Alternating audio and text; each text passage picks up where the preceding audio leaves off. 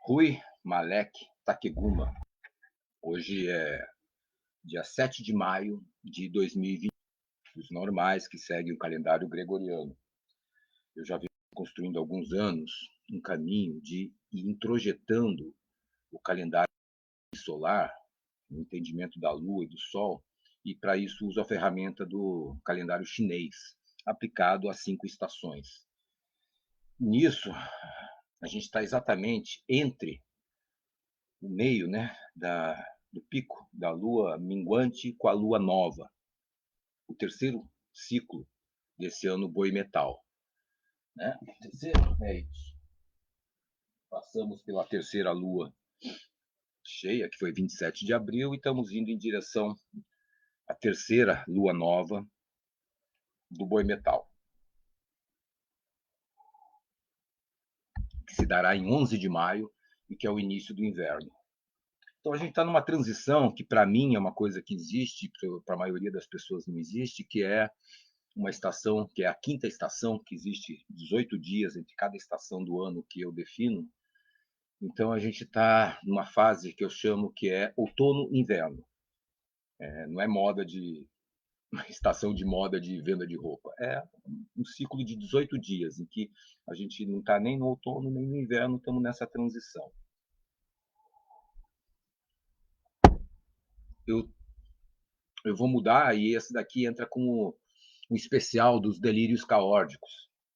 Eu tenho feito vídeos, um projeto mais amplo, que é deixando minha contribuição teórica, a preguiça de escrever um livro, ou uma prévia, uma preparação, quem sabe isso gere um livro, talvez nunca gere nada, um vídeo mesmo pela facilidade tecnológica, pelo momento, né, cultural que a gente está, talvez os vídeos substituam no futuro essa questão da literatura. Mas isso depende do arquivo tecnológico, na verdade. Né? Vamos ver. Não substitui porque é um outro nível de registro. Mas para mim é nesse sentido, é de elaborar minhas ideias. Então esse vídeo, primeiro, é para mim mesmo, para eu poder me reassistir daqui a algum tempo. Segundo, é para espantar as pessoas que ainda me veem ligados às coisas do passado, porque as pessoas tendem a ver a gente como a gente foi como a gente se apresenta a determinada época da vida. E eu, como uma metamorfose ambulante, eu sinto que eu vou mudando, né?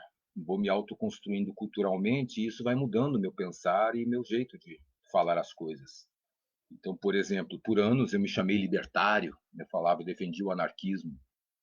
Hoje a palavra libertário é usada pelos anarcocapitalistas e os anarquistas não vejo mais voz deles, eles foram encampados por partidos políticos, muitos migraram para o PT, por exemplo, PSOL, essas coisas de esquerda Nutella, esquerda partidária, ligadas ao neoliberalismo disfarçado. Eu acabei que optei por chamar meu projeto de caórdico, porque eu pego essa palavra que veio do meio empresarial para educacional, para colocar uma coisa meio ideológica. Isso é um pouco complexo, porque são as minhas misturas, no meu viver, e quem sabe isso fique autoexplicativo no decorrer do projeto. Esse é o vídeo 5, então, dos delírios caórdicos. Eu já estava para falar de emoção e razão, e vou adiar isso, mas ao mesmo tempo isso também faz parte desse projeto, porque hoje eu estou impactado pelo falecimento do Humberto Maturana, que ele faleceu ontem, né, dia 6 de maio de 2021.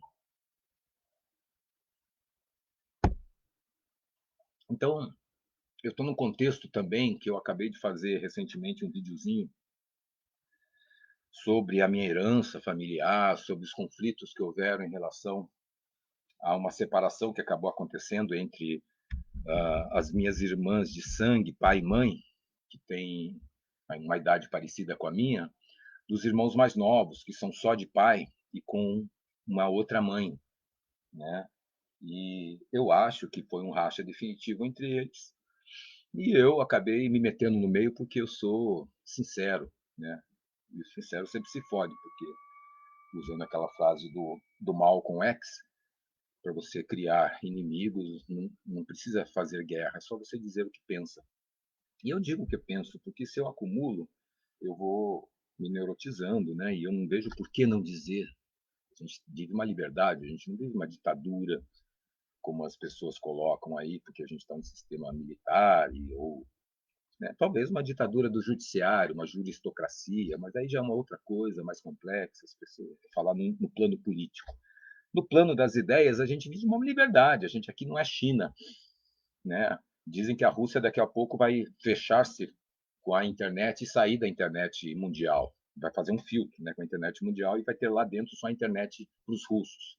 E a China já faz isso, controla o acesso à internet. Tem muitas coisas que o chinês não consegue lá de dentro ver na internet, porque são países totalitários, autoritários, que são valorizados por algumas questões de produção, de inserção mundial, tudo mais, mas internamente são ditaduras, vindo de processos ditatoriais, tudo mais. Então, enquanto estamos em liberdade, né, estamos encaminhando para uma coisa terrível, né, com essa coisa meio religiosa caindo na política, o exército dominando a política. Então, como eu falei em 2018, essa coisa de elegerem o Bolsonaro, a gente está a caminho de uma venezuelização, né? Eu era o único que invertia as coisas. Enquanto o pessoal do Bozo falava que se entrasse o Haddad ia virar uma Venezuela, e o pessoal do Haddad falava que se entrasse o Bozo ia virar o fascismo, eu provoquei, na Soma Eu, que são meus conceitos malucos, eu estava dizendo até o contrário, que se entrasse o Haddad seria o fascismo, e se entrasse o Bolsonaro seria a Venezuela. Né? Como não dá para ficar no si, no passado, nessa masturbação mental que é ficar pensando nas possibilidades que aconteceriam se tivesse acontecido diferente, a vida já é tão rica no que está acontecendo, né? Então não vou ficar no passado pensando no si, e nem no futuro pensando no si. No mínimo, penso no si agora, as possibilidades agora para mudar o meu comportamento agora, que é a única coisa que existe. Então,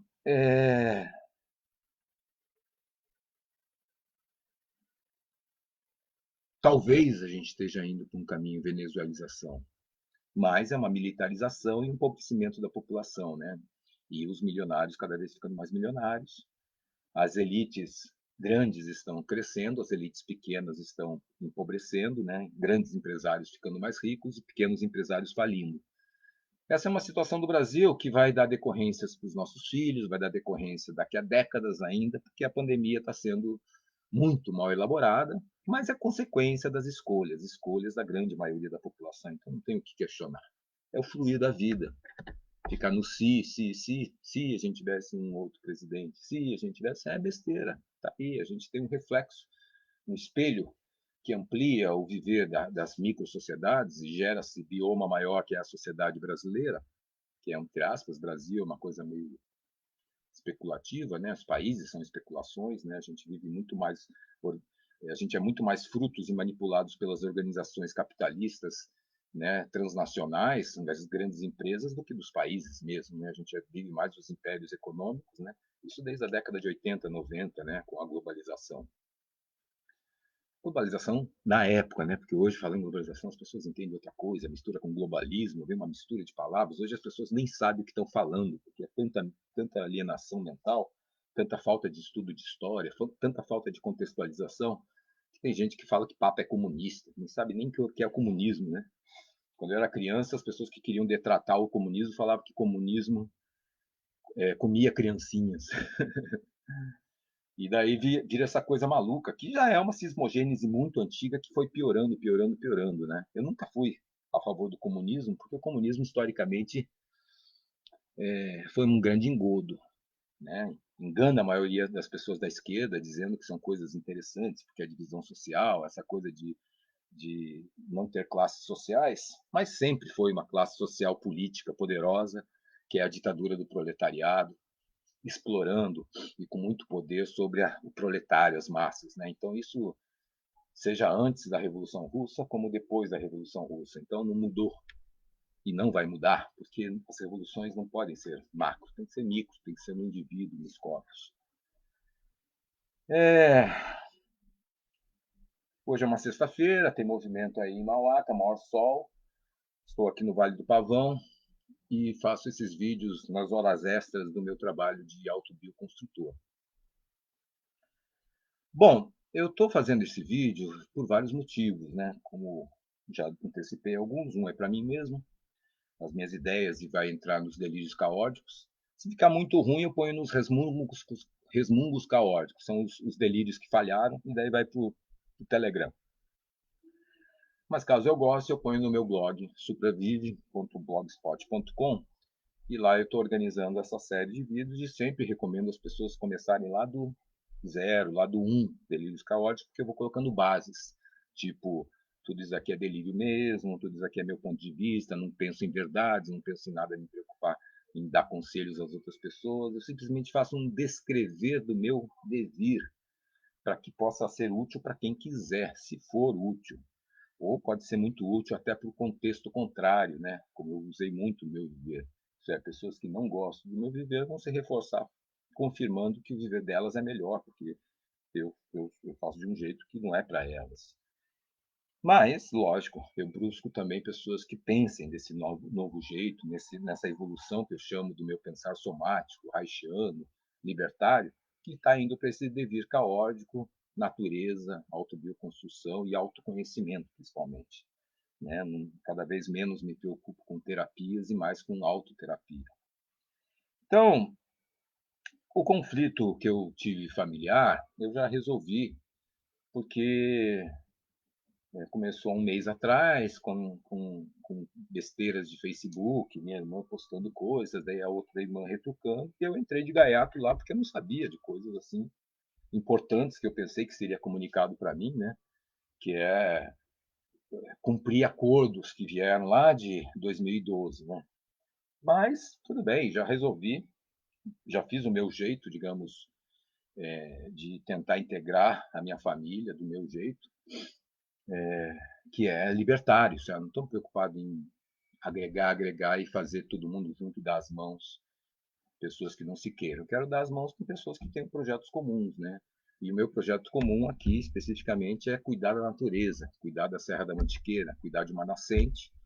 E para isso eu vou buscando fazer uma autobioconstrução, cuidar de sair do aluguel e entrar no mato ali, fazer produções. No futuro quero produzir truta, no futuro quero ter uma agrofloresta ou hortas, tudo mais. Mas e atrair pessoas que tenham esse pensar maturânico, esse pensar caótico, esse pensar supravivente, digamos assim, para simplificar. Então, misturado esse momento familiar, que eu já procurei limpar as coisas com a minha família, mostrando para minhas irmãs que elas estão vivendo birras derivadas do capitalismo, derivadas de uma forma de razão que é própria delas e é legítima, elas têm o direito de viver e continuar a vida toda nesse caminho, mas que pelo menos aceitem, né, se quiserem, o meu viver, que é totalmente fora desse padrão. E até para simplificar, eu digo que sou louco, para elas não ficarem tentando me impor coisas. Então, o que, que acontece? Nessa minha loucura, eu penso muito diferente do social que está aí. E eu procuro contribuir aqui deixando alguns tópicos. Eu quero falar um pouco do Maturana e como eu vejo essa coisa da ancestralidade e da,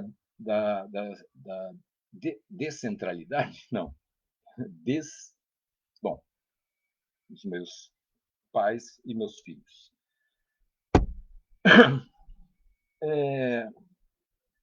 Então, vamos a alguns tópicos.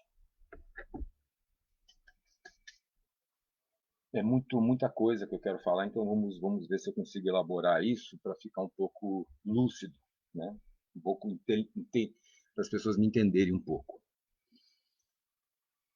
Uma das coisas que me levou para a literatura e que eu gostei muito de ler foi descobrir esse livrinho aqui, ó, que eu tenho anotado, 87, que eu organizei. Eu li antes, né? Mas eu reli em 87, provavelmente. 87 eu tinha 18 anos, então eu devo ter lido antes. Chama As Aventuras de Tibiquara, né? Na época eu colocava nota para os livros.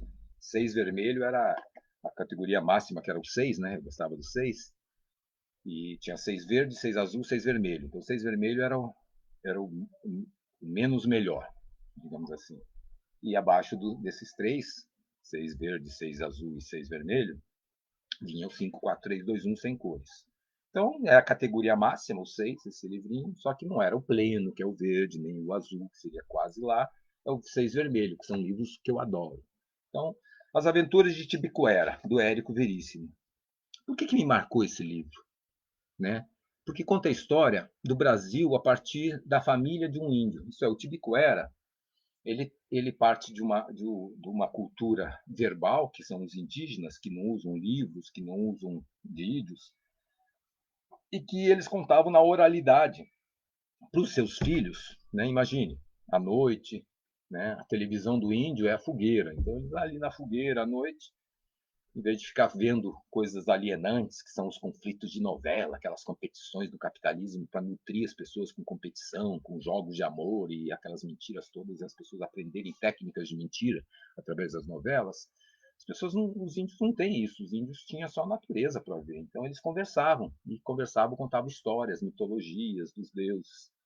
E nessas conversas, os pais, né, no caso da família do Tibicuera, contavam para os filhos a história da vida dos pais. Mas só que como o pai está contando a história da vida dele para o filho sabe a vida dele e sabe a vida do pai. Então, quando ele conta para o filho dele a história da a vida dele não é a vida dele somente, é a vida do pai. Então, você vê, isso gera o quê? Uma exponencialidade matemática que o Tibicuera é um índio da atualidade, entre aspas, né, 1900 e pouco, quando foi escrito o livro pelo Érico Veríssimo, que ele sabia a história do Brasil. Por quê? O tataravô dele contou para o avô dele o que aconteceu quando chegaram os portugueses. Então ele conta a chegada dos portugueses. Daí o avô dele, o tataravô, vai contando isso para os filhos, daí vai vivendo a história do Brasil. Então, essa coisa lindíssima que envolve essa cultura indígena e essa literatura do Érico Veríssimo me marcaram profundamente.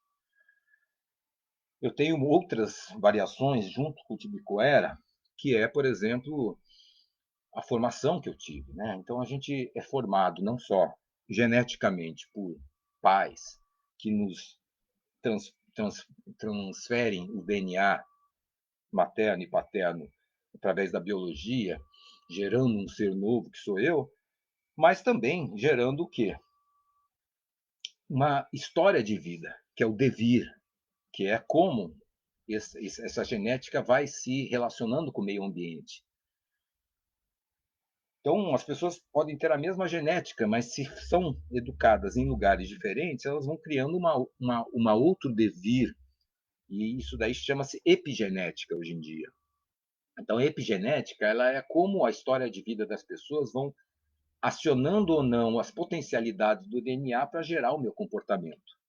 Isso daí se mistura com a própria cultura, que é todas as influências que estão na vida. Nessa minha epigenética, eu tive contato com um tio meu que me influenciou muito, porque ele era ligado às artes.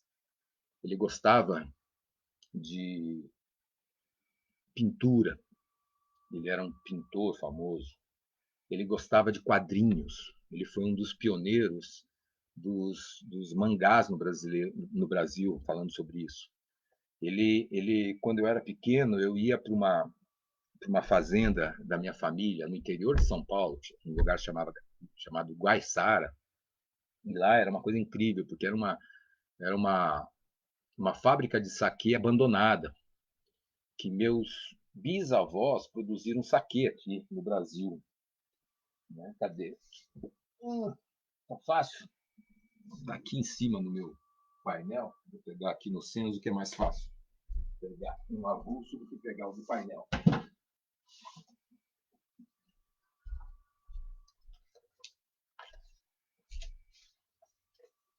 Então, aqui ó, é um exemplo. Isso vai dar para ver, né? Nutrício, ex-Rinohana, e aqui o mais antigo, Rinohana. Você vê? Isso é o rótulo.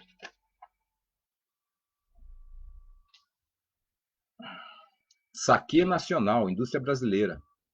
Fabricado e engarrafado por Noriaço Seto, Guaiçara, estado de São Paulo. Produto de arroz, álcool acima de 13 graus. Você vê, Noriaço foi o meu bisavô, Noriaço Seto, que veio para o Brasil com a filha Yoshi. E aqui no Brasil, a Yoshi conheceu um outro japonês também, que veio para cá como criança, e casaram e tiveram o meu pai. Então, o avô do meu pai, que é o meu bisavô, ele tinha essa fábrica de saquê no interior de São Paulo.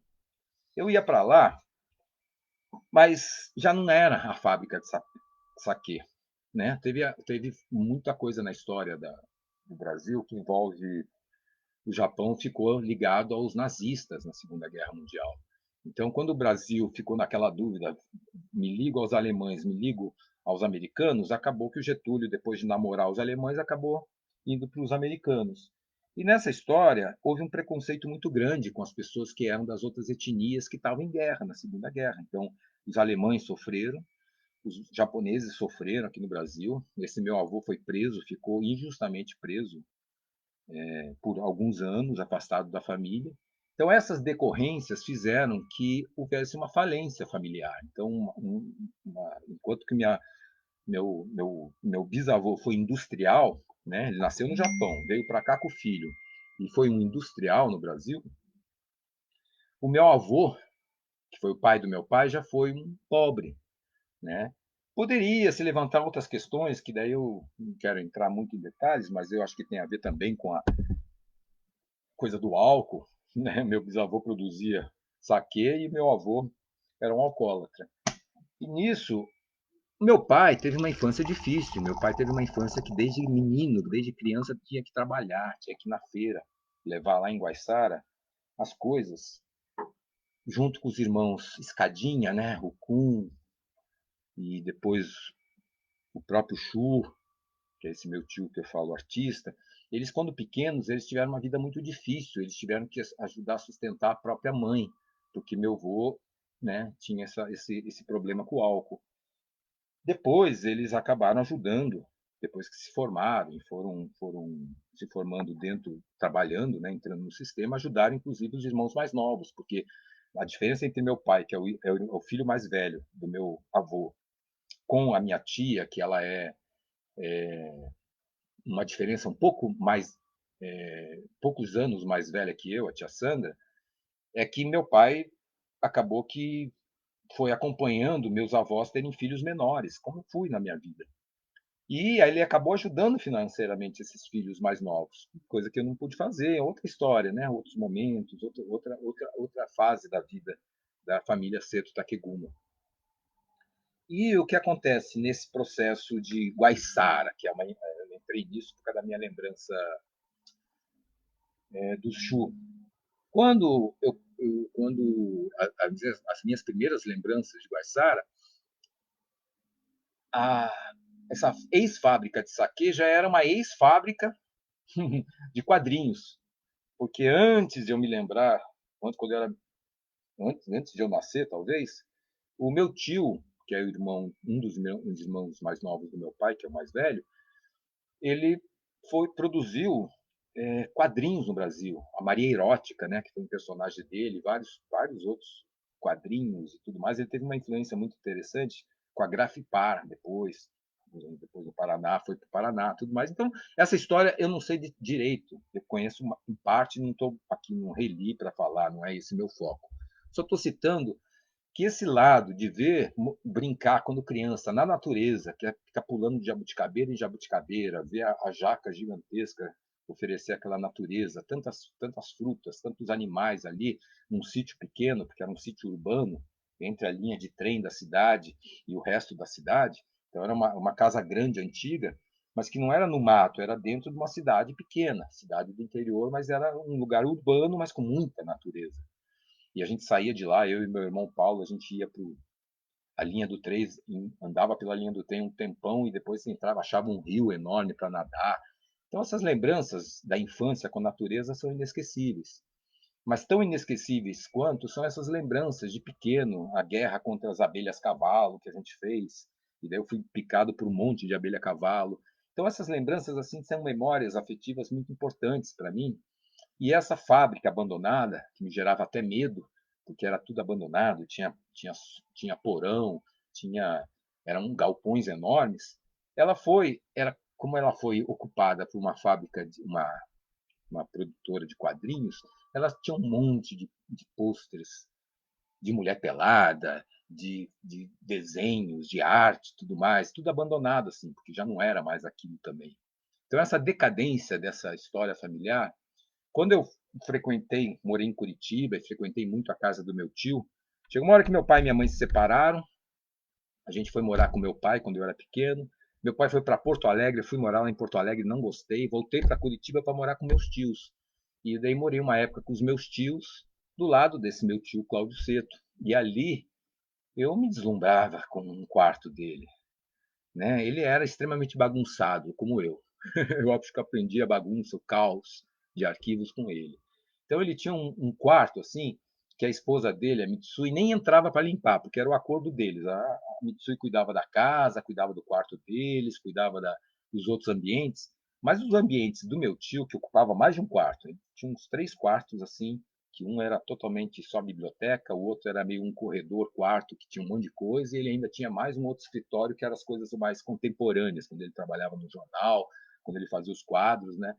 Fazer os quadros ele fazia na sala também. Ele ocupava 3 a 4 ambientes da casa, que não era tão grande, e com os filhos nascendo, com os filhos menores, né? Então era uma balbúrdia assim maravilhosa, porque era uma vida assim artística que meu tio me influenciou ali naquele momento, que acabou dando decorrências de eu acabar caindo na arquitetura, acabar sempre valorizando a arte, os livros, e essa coisa estética. Daí eu caí na fotografia, nunca tive dons artísticos de desenho, mas eu descobri a arquitetura como a fotografia como uma expressão minha visual nas artes. Faço essa explicação porque eu sou meu dever também. Eu não quero fazer vidinho de YouTube para explicar coisas para ninguém.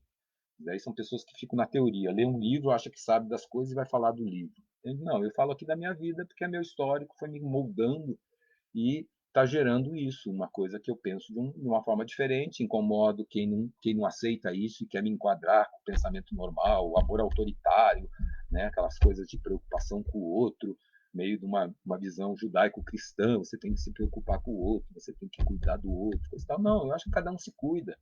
Eu acho que os filhos devem se cuidar, os pais têm que se cuidar, e quando não se cuida, pede ajuda.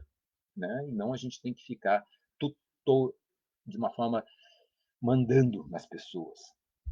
Então, isso dá um fluir que é muito esquisito mesmo nessa sociedade que é baseada no autoritarismo do tempo, explorando as pessoas, autoritarismo do acúmulo capitalista, autoritarismo em vários níveis, seja do financeiro ao subjetivo. E eu sempre fui um libertário, mas não esse libertário capitalista, um libertário socialista, mas não esse socialismo de Estado, que as pessoas hoje pensam que socialismo é estatização, já há muito tempo tem esse conflito, né? Confundir socialismo com sociedade estatal. Então, eu sou um comunista, mas não um comunista autoritário dessa linha marxista, dessa linha. Eu sou um comunista lá Jesus Cristo, sou um comunista lá comunitarismo, essa coisa de sonhar com uma sociedade que poderia ser uma outra comunidade. Mas também não tenho mais essas pretensões autoritárias de querer isso para a humanidade como um todo. Por isso que eu fui para o anarquismo e por isso que eu saí do anarquismo e hoje sou caótico. Então, Senzo foi um livro que meu tio escreveu na década de 70, quando eu era criança, e daí eu li quando eu era adolescente. Foi tão forte aquilo para mim que na época, eu como sou arquivista, eu gosto de guardar as coisas, eu tenho foto desde pequeno, tenho meu boletim escolar de criança, tem um monte de coisa que eu gosto de arquivar, porque é uma forma de eu me ver. Daí eu tirei o xerox, né? Lógico. Aqui a capa para mostrar para vocês. Cláudio Seto, né? O Shuji Seto Takegumi escreveu, era o nome que ele se dava, Senzo. Noriaço Seto, Ascendentes e Descendentes, né? Documento biográfico, essa é a primeira parte. Então, esse xerox que eu tenho aqui, que é um catatal dessa grossura, é maravilhoso, porque é uma tentativa meio do meu tio de ir para a literatura. Ele nunca foi muito literato, dá para ver que não é um livro com uma literatura muito rica do ponto de vista da retórica, é um livro mais descritivo de fato, de situações, mas é muito bonito, porque é uma pesquisa que ele fez tentando resgatar a história da família. Tem fotos, tem depoimentos que ele transformou no livro, e daí conta desde passado, de eu saber coisas que eu citei em outro vídeo para a família, que é a história do avô da minha bisavó, por exemplo. Então, são coisas assim curiosas que acabam tendo ali a narrativa no livro. E muito da riqueza é mostrando essa história infantil do meu pai, mostrando como é que meu pai era enquanto criança, e como ele teve que sobreviver sustentando a família. Né? Ele era meio arrimo de família desde moleque. E foi arrimo de família a vida toda até se tornar, lógico, improdutivo no final da vida. E daí teve uma certa decadência financeira, porque ele se preocupou mais em ter filhos, em aprender a trabalhar o amor dele, do que o acúmulo do capital. Roberto Freire, que é um cara que eu trabalhei por anos, acabei me separando, mas eu tenho uma influência muito forte do Roberto Freire, ele brincava dizendo: quem ama não fica rico. Porque o acúmulo da riqueza, de querer coisas, normalmente está ligada a uma tendência, um jargão psicológico, lógico que é generalizante, não é totalitário, não é uma verdade absoluta, mas é um princípio, digamos assim, é que as pessoas daí querem acumular, ter coisas para compensar a falta de não estar vivendo plenamente o prazer vital. Então, se eu não tenho a minha vida correndo pelo meu corpo, se eu não tenho o prazer do sexo, o prazer do filho, o prazer da natureza, o prazer do dormir bem, do comer bem, né, do se relacionar socialmente, do construir uma produção e ser produtivo de uma forma criativa, não só explorada dentro do sistema trabalhista, capitalista ou comunista, essa pessoa acaba criando um mecanismo que é o poder de acúmulo, porque daí eu não tenho como ser, eu quero ter. E o ter acaba compensando o ser. Então, o meu prazer acaba sendo ter coisas, porque daí ter coisas eu me destaco em relação aos outros. Eu vejo pessoas com fome, aí a minha geladeira tem comida, eu me sinto melhor. Ah, tem pessoas que estão na favela, desabrigadas, eu tenho minha casa, aqui eu me sinto melhor. Só que daí isso vai para um acúmulo. Daí eu quero ter minha casa, mas eu quero ter uma casa na praia, para quando eu for para a praia, eu quero ter uma casa no campo, para quando eu for no campo. E daí se torna tudo propriedade. Eu tenho isso, tenho aquilo. Daí a gente vive uma sociedade que é o conflito da desigualdade social. Alguns têm muitas propriedades, um corpo só, mas muitas propriedades, e muitos que são uma massa de pessoas à base da pirâmide que não tem nada e dependem, ou fazem sua casa numa favela, que daí não tem água, não tem luz, não tem esgoto, ou vivem de aluguel e tem que pagar as pessoas que têm a propriedade. Né? Se a gente faz um levantamento estatístico, no Brasil existe tantas casas para quantas pessoas que não têm casas. Mais ou menos, assim, uma média bem grossa, bem conta de papel de padaria. E nisso, o que acontece? Só que existe muita gente que tem mais de uma casa e muita gente que não tem casa. Daí essas pessoas que não têm casa pagam aluguel, pagam um dinheiro mensal e são, né, exploradas, entre aspas, né, pelas pessoas que têm mais de uma casa e vivem de renda, vivem sem precisar trabalhar. Agora, tudo bem, né, é a sociedade, eu não vou ficar aqui questionando. Eu vou dizer que eu sou um privilegiado. Privilegiado porque quando eu era pequeno, eu vi isso. Eu vi uma família, um bisavô que tinha fábrica, era um industrial no Brasil. Eu vi um avô que não tinha grana e foi, digamos, o inverso, da riqueza foi para a pobreza. E vi meu pai, que daí saiu da pobreza e foi, não para a riqueza, mas para autonomia e produção, e gerou muitas coisas, produziu, gerou propriedades e dividiu isso para os filhos. Então, eu sou privilegiado porque eu faço parte da sociedade brasileira dos 2%. Opa, olha o erro ainda, matemático, eu sou meio disléxico. Pesquisei isso agora no Google, que dos dados de 2016, é um dado Brasil genérico, em 2016 fizeram uma pesquisa e de cada 1.000 pessoas, digamos assim, para não entrar em estatística, 2 pessoas recebem herança no Brasil, ou seja, 0,2%. Né? 0,2% dos brasileiros recebem herança. Por quê? De cada 1.000 brasileiros, só 2 têm esse privilégio. Os outros 998 brasileiros, o pai não tem condições de deixar para os filhos alguma coisa, porque ele gasta tudo ou fica em dívida ou não tem acúmulo de posses para deixar para os filhos. Eu tive esse privilégio de, desde a minha adolescência, eu saber que ia entrar uma, uma parte de um apartamento no Rio de Janeiro que minha mãe morava e que meu pai tinha deixado para a gente. porque ele acabou nesse conflito pessoal da vida dele, naquela época, ele nasceu numa época que nem divórcio existia, né? Depois ele viu o divórcio aparecer, depois do desquite, coisa e tal. Então, ele tinha aquela visão tradicional da família, de manter a família e tudo mais. Então, eu participei de uma coisa clássica da minha época, que é ver adolescente, pais e mães que brigavam muito, tinham muitos conflitos. Eu vi muito meu pai e minha mãe brigar por essa coisa de meu pai ter amantes, ter outras pessoas que ele se relacionava, né? E dentro da visão católica, isso é um erro, porque as pessoas fazem contrato com Deus, fazem contrato com o cartório, né, com o Estado, para terem aquela exclusividade. Eu, como haitiano, acho que essa exclusividade é uma coisa antinatural. Eu brincaria como Woody Allen, dizendo que a maior aberração sexual que tem é a monogamia, né? Dentre bilhões de pessoas que tem no mundo, milhões de pessoas que a gente se relaciona, a gente escolher e se fidelizar uma pessoa é uma coisa esquisita, né? Uma coisa meio doentia. Se explica pelo poder econômico, né? Quando você vê aquelas historinhas de reis, princesas, coisa e tal, você vê que essas histórias são a história do poder. É o rei que tem que escolher o marido para a princesa e geram uns contos de fadas. Mas por quê? Porque o rei tem um reinado, ele é dono do reino. Então, o príncipe que vai casar com a princesa vai herdar o reino. Esse conflito não é um conflito do proletário. Esse conflito não é um conflito dos 998 pessoas da sociedade. Isso é o conflito dos 2% que pode deixar herança. Porque as pessoas que não têm propriedade, em tese, não precisariam do casamento. O casamento, enquanto instituição, tem um lado religioso, tem um lado moralista religioso, que está intrínseco ligado ao capitalismo, lógico, mas está ligado a uma coisa de garantir as posses. Então, aquele rei que colocava o cinto de castidade na esposa quando viajava, é para evitar que aquela esposa transasse com outra pessoa e tivesse um filho que não fosse do sangue dele, para ele não dar a propriedade dele para uma pessoa que não fosse do sangue dele. Então, tem toda uma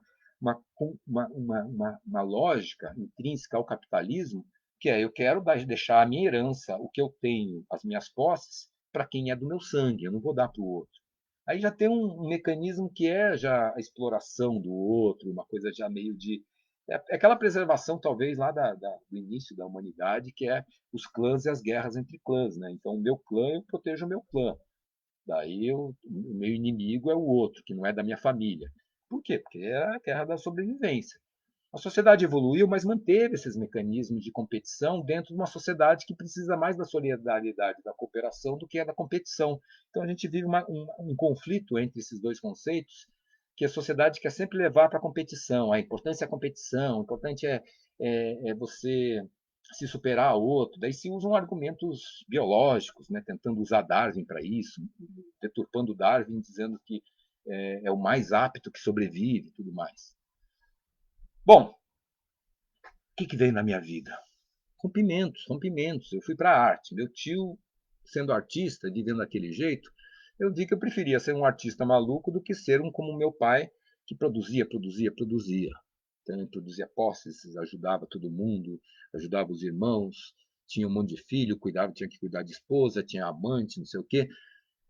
Eu não estava preocupado com esse viver do meu pai. Eu achava, ele admirava ele me sustentou a minha vida toda, até eu sair da faculdade. Então, foi um cara assim que eu não tenho que reclamar dele. Quando eu cheguei para ele e falei, pai, eu vou sair da arquitetura. Eu já tinha 20 anos, tinha feito 5 anos de arquitetura, estudei, entrei cedo, 16 anos na arquitetura. Quando eu fiz 5 anos de arquitetura, eu, por causa de algumas matérias ali, principalmente materiais de construção do idiota do Jakovsky, eu tive que ficar mais um ano na faculdade e iria fazer um sexto ano da arquitetura só para fazer o projeto tese e mais uma outra matéria decorrente desse histórico acumulado de materiais de construção que travou a minha formação. Então eu não ia me formar em 5 anos, ia me formar em 6 anos. Mas nesse momento eu descobri a soma, fiz terapia, descobri o anarquismo para nomear o que eu já acreditava, descobri o Roberto Freire e dei um chute na arquitetura. Cheguei para o meu pai e falei, pai, ó, vou sair da arquitetura. Ele olhou para mim e falou, Rui, ó, eu investi muito em você. Eu comprei prancheta de arquitetura, eu comprei livros de arquitetura, eu comprei régua T, régua paralela, né? E agora você vai sair da arquitetura? Ah, faz o que quiser da tua vida. Só que agora começa a se sustentar. Eu achei genial isso, porque foi de uma sinceridade, de uma objetividade. e sem jogos, sem aquela coisa, não, não pode, papá, papá, né? Tem pessoas que só de o autoritarismo do duplo vínculo, do poder econômico, do poder do amor, terríveis. Eu não tive isso. Então, meu pai foi maravilhoso nesse aspecto. E me botou na realidade. Daí eu comecei a trabalhar. Então, quando deu 20, 21 anos, eu rompi da dependência que eu tinha do meu pai, tanto de moradia como de alimentação, e então fui tocar minha vida. E mudei, acabei saindo de Curitiba, indo para Belo Horizonte, depois para São Paulo. E nesse fluir, sempre fui independente. Na década de 90 eu ganhava muito bem, ajudava minha mãe financeiramente, inclusive, antes de ela ter conflitos com meu pai, essa coisa de receber pensão e tudo mais. Então eu pagava para ela, na época, muito mais do que um salário mínimo, assim, por anos que eu paguei, e era o único filho que ajudava. E depois sou o único filho que não ajuda, porque depois, por anos, todos os outros meus irmãos que ajudaram minha mãe. Enfim, eu saí também do meu histórico de uma fase que eu vivia bem para uma fase que eu ainda estou, que é problemas econômicos, digamos assim. Né? E daí o que acontece? Esse meu ver a vida, esse meu influenciar pelo meu tio Cláudio Seto, que, como Censo, tem um trazer da história da família, gera o quê? Um jeito de tocar a vida que é misturando. Eu me dou o direito de fazer da minha vida o que eu acredito dela. Não estou preocupado com o que se esperam de mim. Né? Isso é o básico quando eu entrei na Soma, quando eu rompi com a heterorregulação social e busquei a autorregulação do Reich, descobri o que eu quero pelo meu prazer, não pelas expectativas familiares. Então, nunca dei bola pelo que meu pai esperava de mim, nunca vou dar bola para que irmãs ou filhos ou pessoas distantes vão pensar do meu viver. Eu quero que pensem que eu sou louco, eu quero que falem mal de mim. As pessoas acham que eu sou isso, acham que eu sou aquilo, porque ó, não estou nem aí. Eu sei como a sociedade funciona. É fofoca, é maledição, é projeção nos outros, é muita picuinha, é muita competição. Então, eu quero preservar, no âmbito familiar, no âmbito social, no âmbito de amizades, pessoas que entendam que eu sou uma metamorfose ambulante, que eu vou mudando, mudando, que eu não sou um cara predeterminado, eu não quero ter um caráter rígido, eu busco uma adequação, uma adaptação à vida, ao momento. Né? Então, são conceitos. Tem uma teoria por detrás disso, mas é a minha prática que me interessa. Então, o censo, que é essa história, então o que é o censo do Cláudio Seto? Ele pegou essa palavra e colocou aqui, porque censo não é um título, um nome próprio. Censo é uma ideia. É uma ideia que é a tradição familiar. As famílias com posses do Japão, que vêm principalmente das classes superiores, seja as classes nobres, seja a minha classe não era nobre, a classe dos meus ascendentes era dos samurais. Os samurais era uma classe especial porque não é também o povão, que o povão está lá entre a agricultura e a pesca. O povão, entre os nobres do povão, existe os militares, que são os samurais. E então eu sou uma mistura de samurais, que são o Seto, com o povão, que é o Takeguma. Então essa junção Seto-Takeguma é os samurais com o proletariado. E nisso, o lado samurai, que é da minha avó, e o lado proletário, que é do meu avô, geraram a geração dos meus pais. E meu pai foi o primeiro dessa geração. Né? É uma geração que metade dos filhos teve nomes japoneses, Yoshimitsu, Noriasu, Shuji, né? Vários nomes japoneses, e a geração final teve nomes aportuguesados, Valdemar, Sanda. Né? Meu tio Shuji acabou aportuguesando o nome dele para sobrevivência, não só por bullying na escola, mas Shuji parece sujo, como ele preferiu Cláudio. Então, o Cláudio Seto, que é esse autor, que é esse meu tio, ele é dessa primeira geração do meu pai, os filhos mais velhos, que tiveram que sustentar meus avós, e ele teve esse viver que ele chega uma hora que ele descobriu dentro do Japão que existia essa tradição das classes nobres, que é fazer a história da família. Essa coisa que o Tibikuera faz oralmente para os filhos, que é contar a história da família, no Japão, os japoneses fazem isso através do escrito, do censo, que é o livro da família, o livro da tradição da família. E daí o filho mais velho vai contando a história contemporânea. ele passa esse livro para o filho, que conta a história contemporânea. Então, em tese, você tem um livro que é toda a história da família. É lindíssimo essa ideia. Pena que a gente vive numa sociedade que as pessoas não sabem nem, às vezes, quem é o pai. Quantas pessoas nascem no Brasil porque o pai abandona, então a mãe que cuida, a pessoa não sabe nem o pai. E as pessoas que sabem quem é o pai e mãe não sabem quem foram os avós, não sabem a história de vida dos avós. Pode saber o nome, pode ter o contato ali, é minha avó, mas não sabe a história de vida, porque nunca perguntou, porque não tem isso registrado. Então não são nem Tibicuera, que é a história oral, e não são nem Censo, que é a história escrita. São pessoas que não têm a, a raiz da ancestralidade. E daí a gente quer entrar numa ancestralidade biológica, querendo saber a origem do universo, querendo saber a origem do planeta, a origem do bicho-homem, e a gente não sabe nem quem é nosso avô, nem sabe quem é o nome do bisavô, quem é o nome dos meus bisavós, né? Porque a coisa vai se multiplicando de uma forma exponencial, né? Eu sou um, se eu tenho pai e mãe, é dois.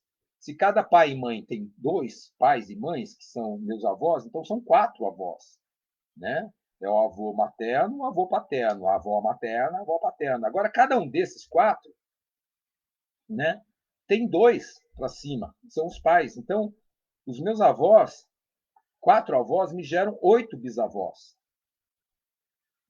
E desses 8 bisavós, são 16 trisavós, né? Então, vai numa escala que é tipo.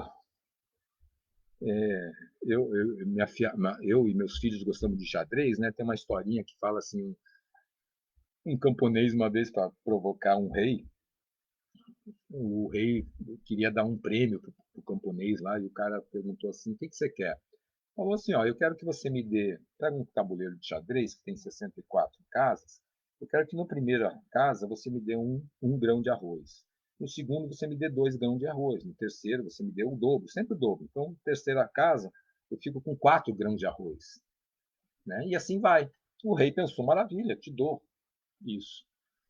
Só que isso é uma matemática impossível, porque quando vai de 1, 2, 4, 6, vai duplicando, se a gente chega no 64, sempre duplicando, isso é a última casa que o camponês teria que receber, não é a produção de arroz do mundo hoje. Toda a produção de arroz que o mundo hoje produz, milhões de toneladas, contando isso em grãos, não dá a última casa dessas 164 que vai duplicando, duplicando, duplicando, porque é uma coisa exponencial. Então, essa maravilha de pensar nisso é pensar que a gente é fruto por exemplo, em 10 gerações, né? Se eu penso em 10 gerações para cima, é mais de 1.000 pessoas, 4.000 pessoas, que são necessárias para gerar eu, que dá decorrência. Né?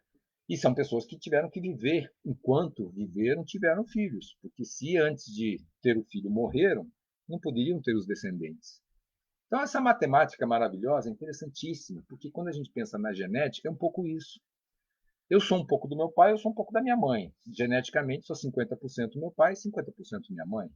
Isso quer dizer o quê? Que eu sou 25% meu avô paterno, minha avó materna, que geram 50% do meu pai. Eu sou 25% geneticamente da minha avó materna do meu avô materno. Isso quer dizer que eu sou 12,5% meus bisavós. Meus 8 bisavós geram a porcentagem estatística genética do que eu sou. Então, me conhecer e saber um pouco para onde eu posso ir tem um pouco a ver com quem foram os meus passados. No nível genético, como eu estou colocando aqui. Então, se tem uma doença genética, isso daí vai poder acontecer em mim. Se eu sei que meu bisavô morreu de alguma coisa, que meu avô morreu de alguma coisa, e meu pai morreu daquilo, provavelmente eu vou morrer daquilo. Agora, aí entra um pouco Maturana. Maturana foi um neurocientista e biólogo, então ele coloca no livro Árvore do Conhecimento, tem umas decorrências fundamentais da biologia, mas que também a genética não é determinante. Ela possibilita, mas não determina as coisas. Então, eu tenho a potencial genético. Agora, a determinante é na epigenética, é no meu devir, é na minha influência. Então, se eu sou influenciado por um tio artista, se eu sou influenciado por um tio que é capitalista, isso daí, eu que vou decidir dentro da minha vida, do meu olhar, vou falar: olha só, eu quero ser artista. Olha só, eu quero ser um acumulador capitalista. Acho que eu estou dando um exemplo de uma dualidade que não é uma dualidade. A vida é múltipla. A gente olha as coisas e vê múltiplas coisas. A gente não é uma coisa, a gente são várias coisas. Quando a gente fala a gente está reduzindo, a gente está sintetizando, a gente está simplificando. Né? Eu acredito até que nessa divisão do português, espanhol, que existe a divisão entre o ser e estar, comparativo com o inglês, que é o verbo to be, a gente não é, a gente está. As pessoas, no geral, são. Né? Eu estou, porque eu estou em mudança, então eu estou me mudando, eu sempre estou diferente do que eu era. No geral, as pessoas colocam, não, eu sou assim, a minha ética é assim, eu tenho esse caráter. Caráter é que eu vou me comportar de tal maneira, em qualquer situação eu vou ser assim, é meu caráter. Muitas vezes é ilusório, a pessoa fala que ela é ética, mas ela mente. Às vezes ela fala que vai ser de um jeito, ela é de um outro jeito. Porque tem as autoilusões do espelho falso, que é o como a pessoa se vê. Ela, às vezes as pessoas não se veem direito, porque não existe esse espelho vital. Né? Existe o espelho físico ali, que eu posso no espelho me ver minha cara, mas o espelho do meu comportamento eu posso me ver em relação à decorrência das pessoas que estão junto comigo, das pessoas que me acompanham, de como eu trato essas pessoas. Então, a vida é múltipla e cada pessoa é um universo. Cada devir, somado a essa ancestralidade genética, gera uma pessoa que é totalmente única. Daí eu chego no Maturana. Vou ler uma frase aqui do Maturana, que está numa outra janela aqui, que é para mim lindíssima. Até porque ele morreu ontem, e até porque a gente no Brasil já tem mais de meio milhão de pessoas mortas pela Covid. Oficialmente ali que foram testadas, tudo mais, 420 mil mais ou menos, mas em torno de 600 mil pelo menos que já morreram sem testes e tudo mais, né? Isso a gente só vai saber no futuro quando fizer o levantamento da morte da população como um todo, como eu fiz no início do ano tentando entender o ano passado. Mas o texto aqui do Maturana é esse: cada vez que um ser humano morre, um mundo humano desaparece, muitas vezes de maneira irrecuperável. Isto não é uma banalidade sentimental, é uma realidade biológica. O mundo é o que vivemos, nosso fazer em qualquer dimensão, desde o caminhar até a palavra. É a concretização de nossa estrutura biológica. Não sabemos fazer os muros incas, porque o último pedreiro que poderia fazê-lo ao viver morreu, e com sua morte acabou uma linhagem da história humana. Talvez se houvesse ficado algum relato, talvez se houvesse sobrevivido algum aprendiz. A falta da prática leva ao esquecimento e à morte ao fim da história. E quando isso acontece, às vezes o mundo se acaba de forma irrecuperável. Esse é o nosso risco, a morte do presente no esquecimento do passado porque ninguém seguiu a linhagem. Há linhagens que vale a pena seguir. Humberto Maturana em El Sentido del Humano, o sentido do humano. Então, veja bem. Então, o meu lado egóico me faz isso.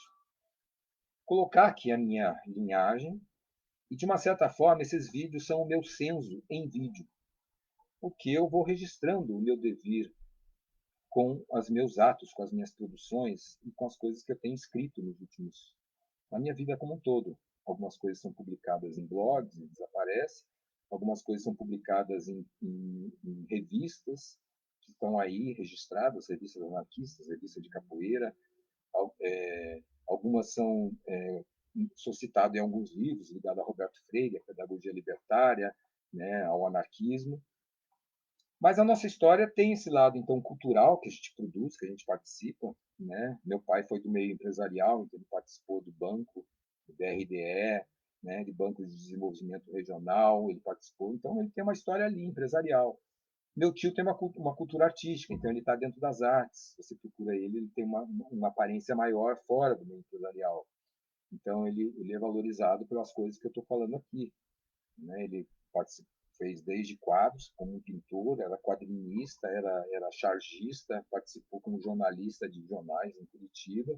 Né? No final da vida dele, ele trabalhava com bonsai, ele gostava de fazer bonsai, estava na natureza também, né? Resgatando essa coisa da cultura oriental, foi muito forte na cultura na valorização da cultura japonesa em Curitiba. E os filhos dele continuam nisso, honrando esse trilhar, valorizando a cultura japonesa, inclusive agora participando na política, como meu primo, né, que virou vereador.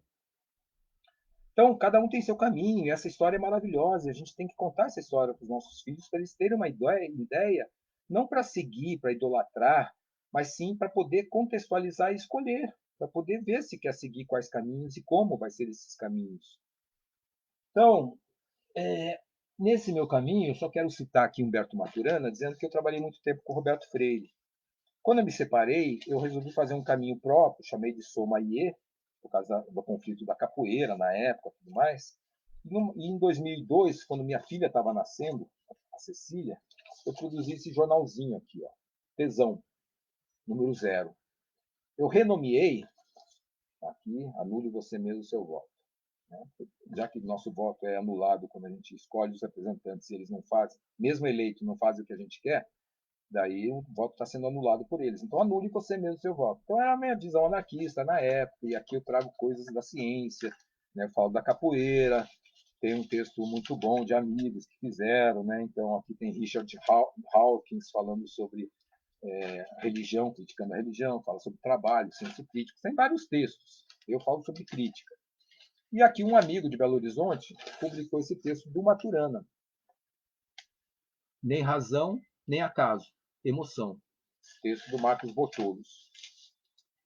Era a fase que eu estava rompendo com o Freire, estava buscando novos conhecimentos, estava com uma outra perspectiva da vida. Nesse mesmo ano, o Marcos Botolos me presenteou com esse livro aqui, ó, Pragmatismo, a filosofia do Richard Hort. Né? Ele fez uma dedicatória aqui para mim, né, em 2002. E esse livro teve um impacto muito grande na minha vida, porque ele me levou ao Maturana. Eu descobri no anti-essencialismo uma filosofia que era muito melhor para mim do que o essencialismo que eu seguia do Freire por década. Né? Quando eu me tornei adolescente, 16, 17, quando descobri o Roberto lá com 19, 20 anos, eu caí de cabeça na soma e na originalidade única. E quando eu descobri daí o Richard Hort, Pragmatismo, Humberto Maturana, eu caí de cabeça numa fusão entre o Freire que eu conhecia com Humberto Maturana, né, esses médicos que me influenciaram. Daí fui nos próximos jornais Tesões, eu publicava coisas já do Maturana. Eu fui publicando Maturana sempre, seja em jornaizinhos, seja em revistas. Né? Cadê uma revistinha que eu fiz? Então, essa daqui eu já falo também. Um outro assistente meu escreve sobre o Maturana, nessa Amar e Brincar. Vou ler uma outra frase aqui do Maturana, já que estou homenageando o Humberto Maturana, que é aqui a única frase que eu vejo ele citando o anarquismo, que me era tão caro nesse início da década de 2000. Você vê, para ler aqui no papel, já preciso do óculos. Bem, uma sociedade humana na qual ver todos os seres humanos como equivalentes a si próprio, né? Uma sociedade humana na qual ver todos os seres humanos como equivalentes a si próprio e amá-los é operacionalmente legitimado sem exigir de seus integrantes subordinação da sua autonomia e individualidade, além do que eles estariam dispostos a aceitar por si mesmos enquanto integrantes.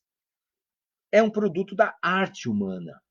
Isso é uma sociedade artificial que admite trocas e aceita cada ser humano como não dispensável. Essa frase é muito interessante, é meio difícil a leitura do Maturana, mas quando você vai entendendo ela, ele tem um motivo de escrever de uma forma mais específica. Esta é necessariamente uma sociedade não hierárquica, na qual todas as relações de ordem são constitutivamente transitórias e circunstanciais, para a criação de relações que continuamente negam a institucionalização do abuso humano. Tal sociedade é, na sua essência, uma sociedade anarquista, uma sociedade feita para e por observadores que não submetem a sua condição de observadores enquanto clamam por liberdade social e respeito mútuo. Liberdade social e respeito mútuo. É uma frasezinha que eu publiquei aqui na página 5 desse Tesão, número 2, de março de 2007. Né? E aqui escorrega em Missão de Mauá com campeonato surf de pé. Então, a Maturana já está há muito tempo me influenciando no meu viver, no meu pensar, e nessa crítica ao pensar transcendental, ao pensar das pessoas pensarem que têm acesso a verdades. Ele me ajudou desde coisas pequenas, como, por exemplo, café esfria, jogo fora, sobrou na xícara, um café mais quentinho. Mas, por exemplo, quando eu morava na Babilônia, em São Paulo, morei em Belo Horizonte, morei em Curitiba, morei no Rio quando criança, morei em Porto Alegre quando criança, morei em Brasília quando criança. Mas nas Babilônias, eu tinha uma pretensão, lembrando de Guaiçara, gostando de sempre vir para Mauá para fazer maratona de campo. Na visão somática, eu achava a natureza bruta mais natural do que a Babilônia. Humberto Maturana fala, não, é tudo natureza. A cidade é tão natural quanto o mato, quanto uma floresta.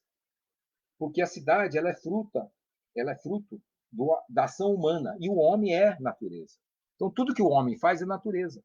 Então, ele quebra um pouco com esses paradigmas das palavras usadas no consenso comum das pessoas. Né? O que é artificial, o que é natural. De uma certa forma, tudo que é artificial tem um lado natural, porque é a natureza humana intervindo na natureza. Então, assim como um João de Barro faz uma casa de João de Barro, quando a terra, botando a terra ali, fazendo a casinha de João de Barro, isso é natureza. Agora, se o homem vai lá e põe concreto, ferro, cimento, para quem é da autobioconstrução, fala isso não é natural, isso é artificial. Natureza é você fazer com terra, fazer com barro.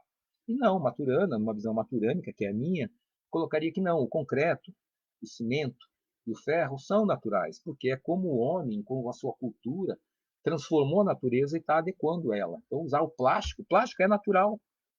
O plástico está matando os oceanos. É o que o homem está fazendo. Se daqui a pouco isso vai acabar com a vida nos oceanos e pode gerar o fim da vida na Terra, o homem vai ter que se responsabilizar pelo fim da própria espécie. Né? Está se autodestruindo, né? É um câncer. É um mecanismo que na biologia, quando a gente olha o corpo, é o câncer. O câncer é a autodestruição do próprio organismo. É quando a autopoiese, a autofabricação de nós mesmos, começa a perder o rumo e ficar uma autodestruição de nós mesmos. Então, pode ser que a gente esteja fazendo um câncer na sociedade com a nossa cultura. Essa é a visão maturânica para a gente entender um pouco. Né? E daí isso se liga ao meu viés de Reich, meu viés de,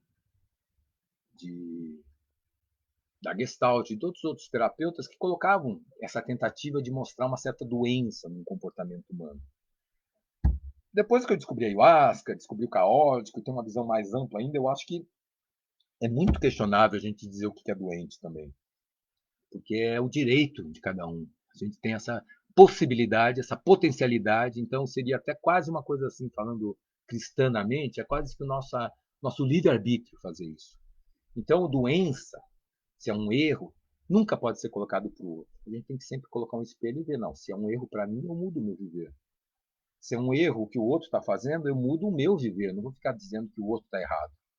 Se eu acho que hoje alguém está errado, eu faço uma mudança no meu viver. Agora, também não adianta ficar falando do meu passado, falando, se eu soubesse isso, eu faria melhor. Não existe. A gente está sempre fazendo o melhor que a gente pode na nossa vida. Isso é autopoiese, isso é entender a vida, não com a prisão da mente, mas entender que a vida é um fluir. E por mais que a gente não entenda isso nas palavras, a gente está sendo pleno enquanto está vivendo, a gente está fazendo o máximo do nosso melhor enquanto vive. Qualquer pessoa, mesmo quem não goste. Mesmo pessoas que eu detesto, como o Lula ou o Bolsonaro, são pessoas que estão fazendo o melhor que eles podem nesse momento da vida deles, porque é o que o devir deles, é o contexto deles gera aquele comportamento. Então eles acreditam plenamente no que fazem. Lógico que algumas pessoas mentem, porque elas usam o argumento de saber manipular o social, poder não querer ser preso e fazer coisas ilegais. Então eu também minto. Não vou chegar para um policial e falar eu fumo maconha, né? A maconha tem essa contradição. Se ela cai do céu, como para mim cai do céu, quando ela cai do céu assim, para mim ela cai do céu.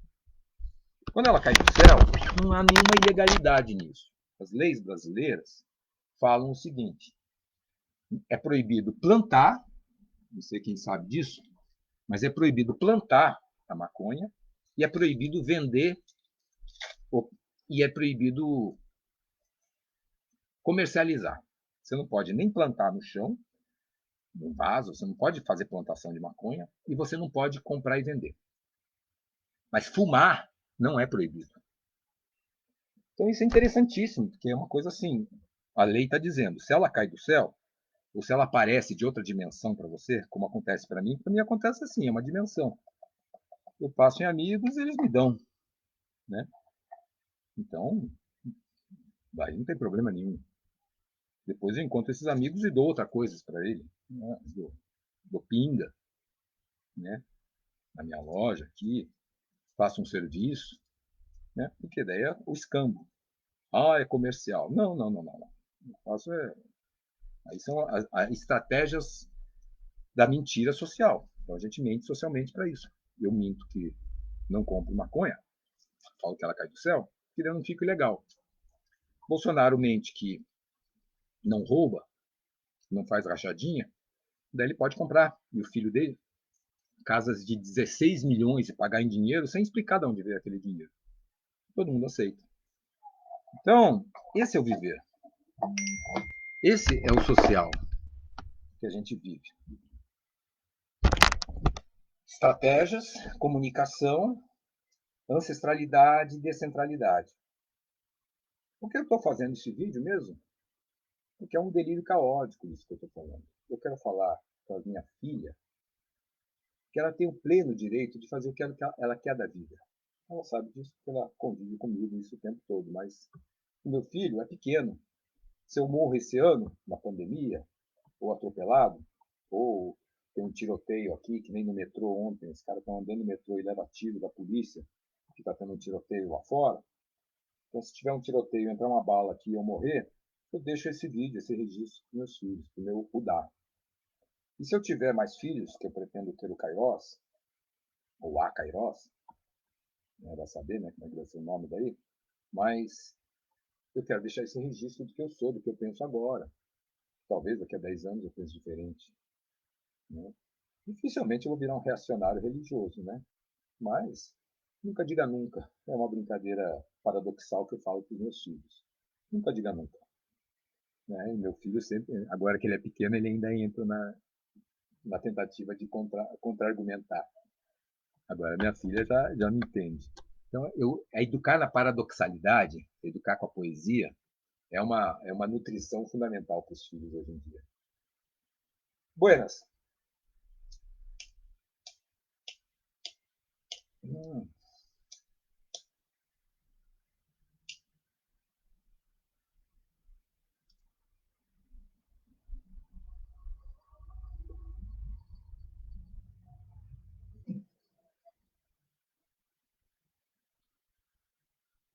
Então, esse vídeo, de uma certa forma, faz parte do meu senso, que é escrever esse momento que eu estou vivendo.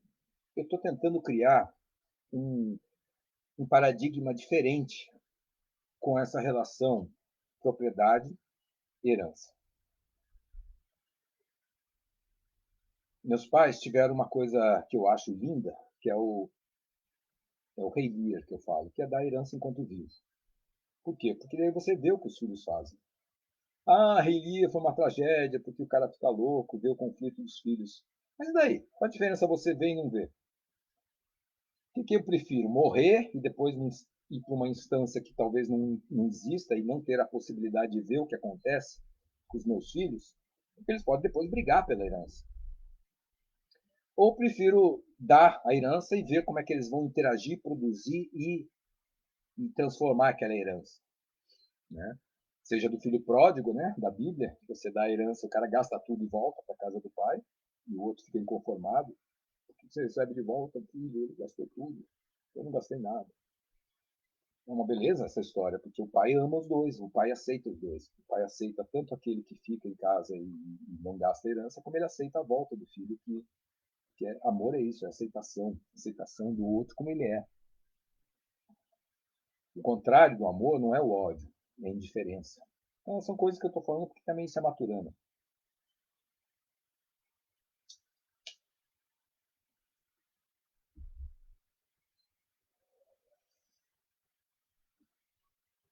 Meu pai optou em deixar um apartamento para minha irmã e para os irmãos da primeira geração de filhos, dos 4 irmãos. uma irmã fala que não, ele deixou para 3 irmãos, não deixou para o filho que não é de sangue, que é o filho mais velho. Eu acho besteira isso, porque tanto pela lei é os 4, como meu pai era o jeito dele. A minha interpretação é que ele deixou para os 4, porque ele sabia que minha mãe ia deixar para os 4. Ele deixou para minha mãe no apartamento e minha mãe teve 4 filhos biológicos.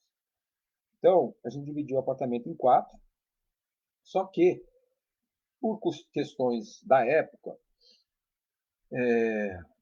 meu irmão não foi consultado sobre como fazer a divisão, então eram 2 irmãs e eu. As 2 irmãs são gêmeas, são unicarne, e eu sou um maluco que pensa diferente. Então elas propuseram uma divisão. Eu, na época, propus até uma outra, 2 outras, né? Falei, vamos dividir para os netos da minha mãe, ou vamos dividir como a lei fala, metade para minha mãe e outra metade a gente dividir para os 4. Elas propuseram uma outra história lá, que no fundo foi muito melhor, porque acabou entrando mais do que se fosse uma das minhas propostas, né, que é essa divisão de já dividir para os 4 e a minha irmã faz para cuidar da minha mãe. E nas nossas conversas, como meu pai deixou uma herança menor para os outros 5 filhos, ele tinha 4 filhos aqui e 5 filhos lá. 4 filhos mais velhos, 5 filhos novos, 2 mulheres. Como ele tinha potencialmente para os filhos mais velhos um apartamento em Copacabana e para os filhos mais novos uma casa em Curitiba, num bairro, em termos monetários, em termos práticos é a mesma coisa. São 2 propriedades que ele deixou para filhos. Tá? Mas quando você põe a matemática do capitalismo, Copacabana vale mais, né? Isso também se espelha um pouco mais à época produtiva. Meu pai era mais produtivo quando jovem, conseguiu acumular mais, produziu um bem maior. Mais velho, mais filhos, produziu menos, deixou um bem menor. Daí, na época, houve uma certa compensação, e vamos falar, e o contrato que eu assinei, para vocês terem uma ideia, que eu tenho guardado aqui, era que meu pai ia receber 1/10 da herança. Né?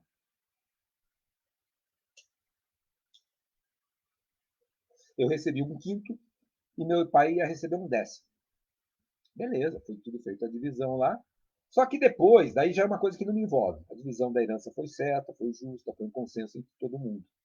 Mas daí uma coisa que não me afeta, aí que está, a minha sabedoria não me envolver com as coisas. Eu não quero ficar controlando filho, não quero controlar pai. Mas acabou que as minhas irmãs fizeram uma jogada lá, que em vez deles darem esse 1/10 para o meu pai, eles pegaram esse 1/10 para usar emprestado, porque minha mãe queria comprar um apartamento para minha mãe. Ela continua morando lá.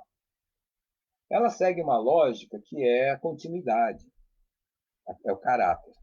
Meu pai tinha dado a moradia da minha mãe, meu pai já tinha dado aquilo, então meu pai já tinha dado. Né?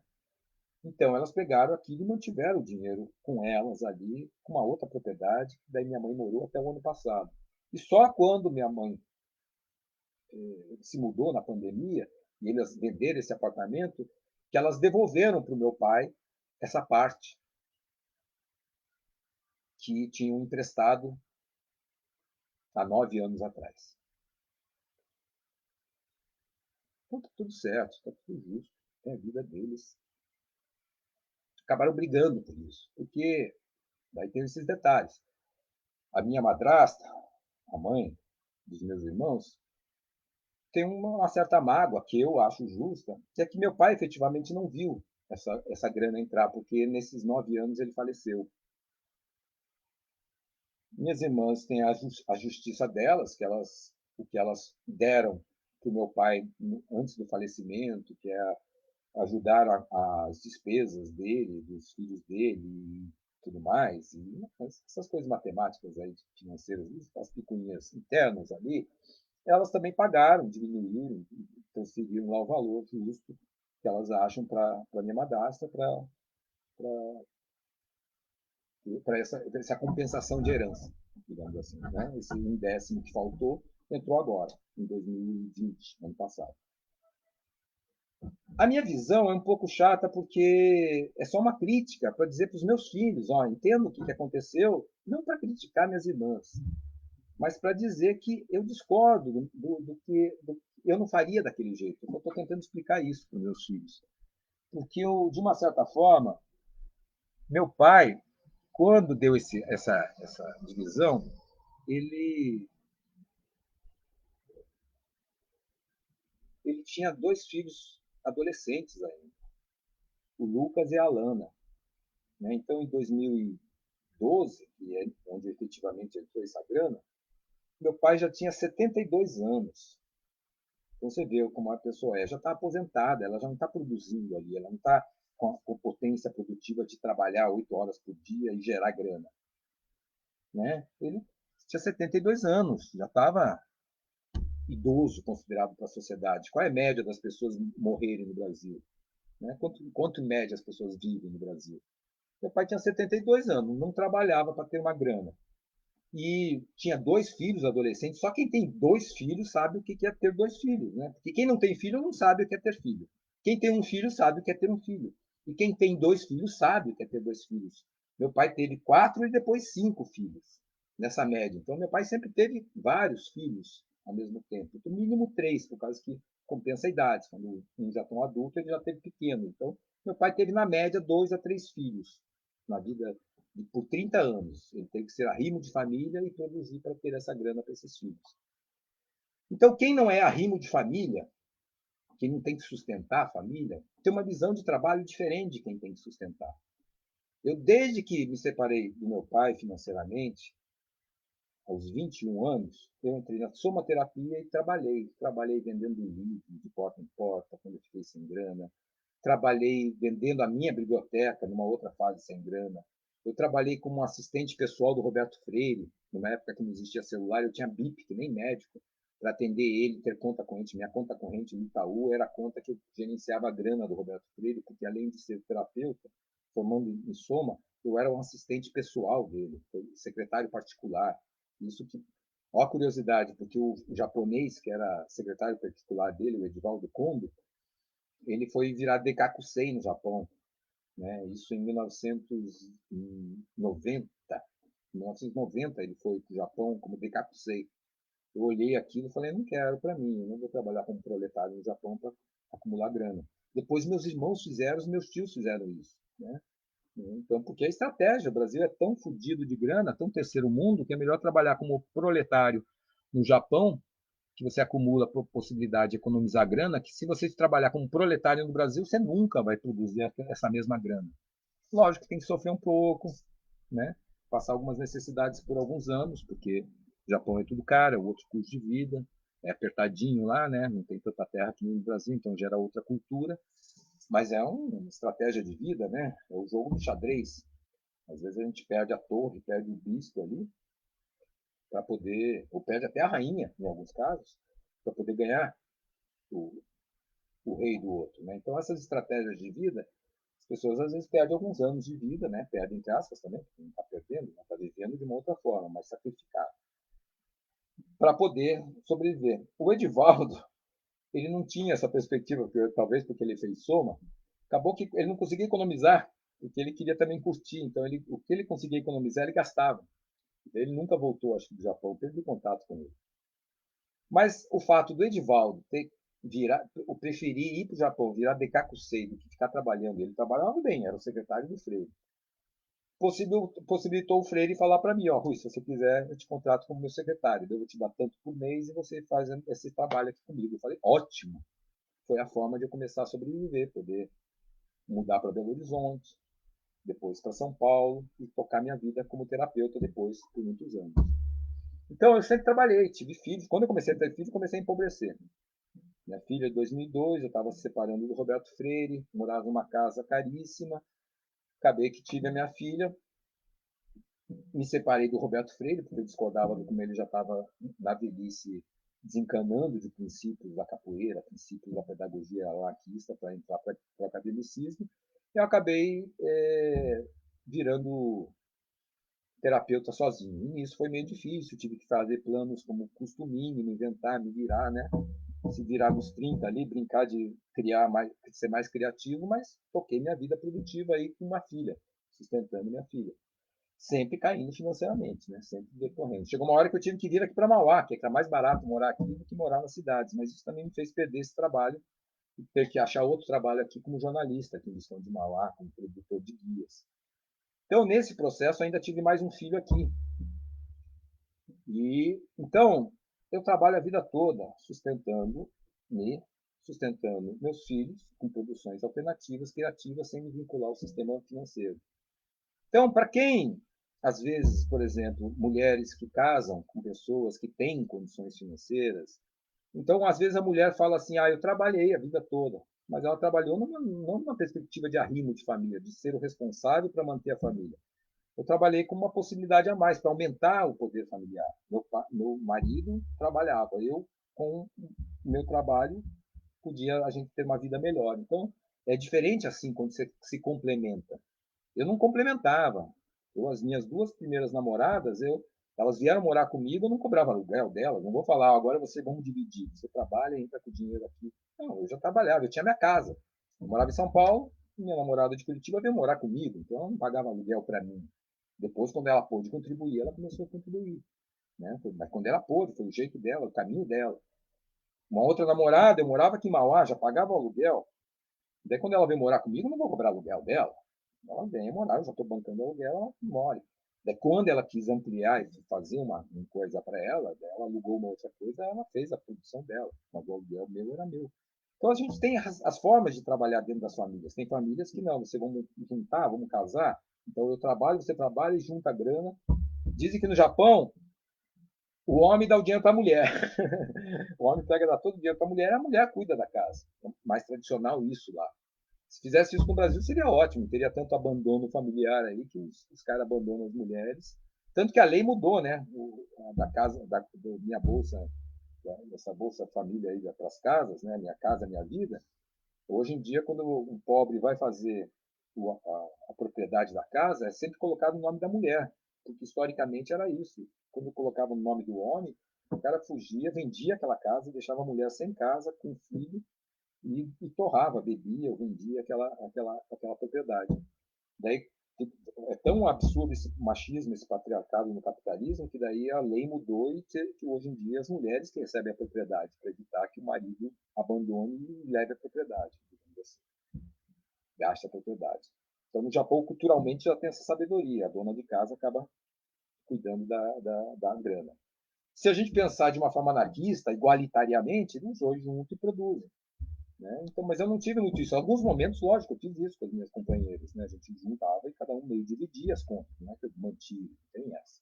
Fui mantido também quando precisei, quando minha companheira tinha mais condições que eu, ela me mantinha, que é o meu caso atual até. Só que hoje eu trabalho com pesos, eu não sou mantido. Eu pago com o meu terreno, com metros quadrados do meu terreno, para minha companheira estar comprando uma parte do projeto que eu produzo. Mas, enfim, eu estou colocando isso porque às vezes que a pessoa não é arrimo de família, ela acha mixaria esses valores. Se a pessoa tem várias propriedades, quando entra 70 mil, 100 mil reais, ela fala, isso é mixaria, eu não vou brigar por isso. Até porque as pessoas pensam que brigar é entrar na justiça. Eu não briguei por isso. Eu não botei um advogado contra você. Não, né? As pessoas brigam por dinheiro, elas estão sempre brigando. Não, isso é mais meu, isso é mais meu. Né? Eu tentei botar um lado igual, porque eu sou anarquista, falei, não, vamos dividir igual. Meu igual é como eu vejo assim. Como eu vi que não me ouviram, como não ouviram meu irmão, decidiram, a maioria, jogo de 2-1, decidiram, eu acatei. Mas eu dou os meus resmungos aqui, dizendo, eu faria diferente. Meu pai, com 72 anos, com duas crianças pequenas, eu daria dinheiro para ele. Eu não falaria para ele, ó, pai, o teu dinheiro eu te dou mais para frente, porque eu estou comprando aqui apartamento para minha mãe. Você já separou há tanto tempo, mas é para ela eu comprar um apartamento. Meu pai tinha uma política assim, ó, não me enche o saco. Quero encheção de saco, eu quero encheção de saco. Então ele aceitava as coisas, então ele deixava as pessoas em volta a invadirem o espaço que ele poderia gerenciar. Então ele abriu a mão de gerenciar e acabou sendo levado. Esse que é o jogo, né? Esse que é o perigo de você dizer sim, né? Para quando vem uma proposta injusta para você, você fala, não, tudo bem, não quero brigar com minha filha, deixa ela fazer o que ela quer. E acaba que daí ele se prejudica. Então ele não teve a grana, imagine, Pense, qualquer pessoa hoje, uma pessoa de 72 anos que não trabalha, com 2 filhos pequenos, ou vai ser sustentado pelos filhos mais velhos, ou vai ser sustentado pela esposa, né? Então, quando poderia entrar 70, 100 mil, ele faria uma economia, investiria, faria a opção de vida dele. Né? Então, nisso que eu dou esse exemplo familiar, que minha madrasta ficou magoada com as minhas irmãs, porque elas se enrolaram para dar grana. Então, e as minhas irmãs não percebem isso, elas acham que estavam na justiça dela. Eu que estou errado porque eu não sei de nada, eu nunca acompanhei nada, eu nunca ajudei em nada, eu nunca fiz nada com ninguém. Elas fizeram tudo, então elas fizeram certo. Eu acho besteira tudo isso, já falei para elas, elas não vão me entender, porque daí Maturana explica, né? A prisão da emoção te impede de você se abrir a novas razões, porque a tua emoção é uma coisa tão estrutural e anterior, não existe conflito nisso. A razão está dentro da emoção, a emoção suporta. A emoção é a base de tudo. A gente é um ser emocional, corporal, é a nossa disposição corporal. A emoção é disposição corporal. Então, o meu corpo está disposto de um jeito, ou está relaxado ou está tenso. Ou está aberto ao outro, ou está competitivo. Eu estou certo, o outro está errado. Então, só existem essas duas possibilidades. Ou social, do amor, eu estou aberto ao outro, eu vou ouvir o outro.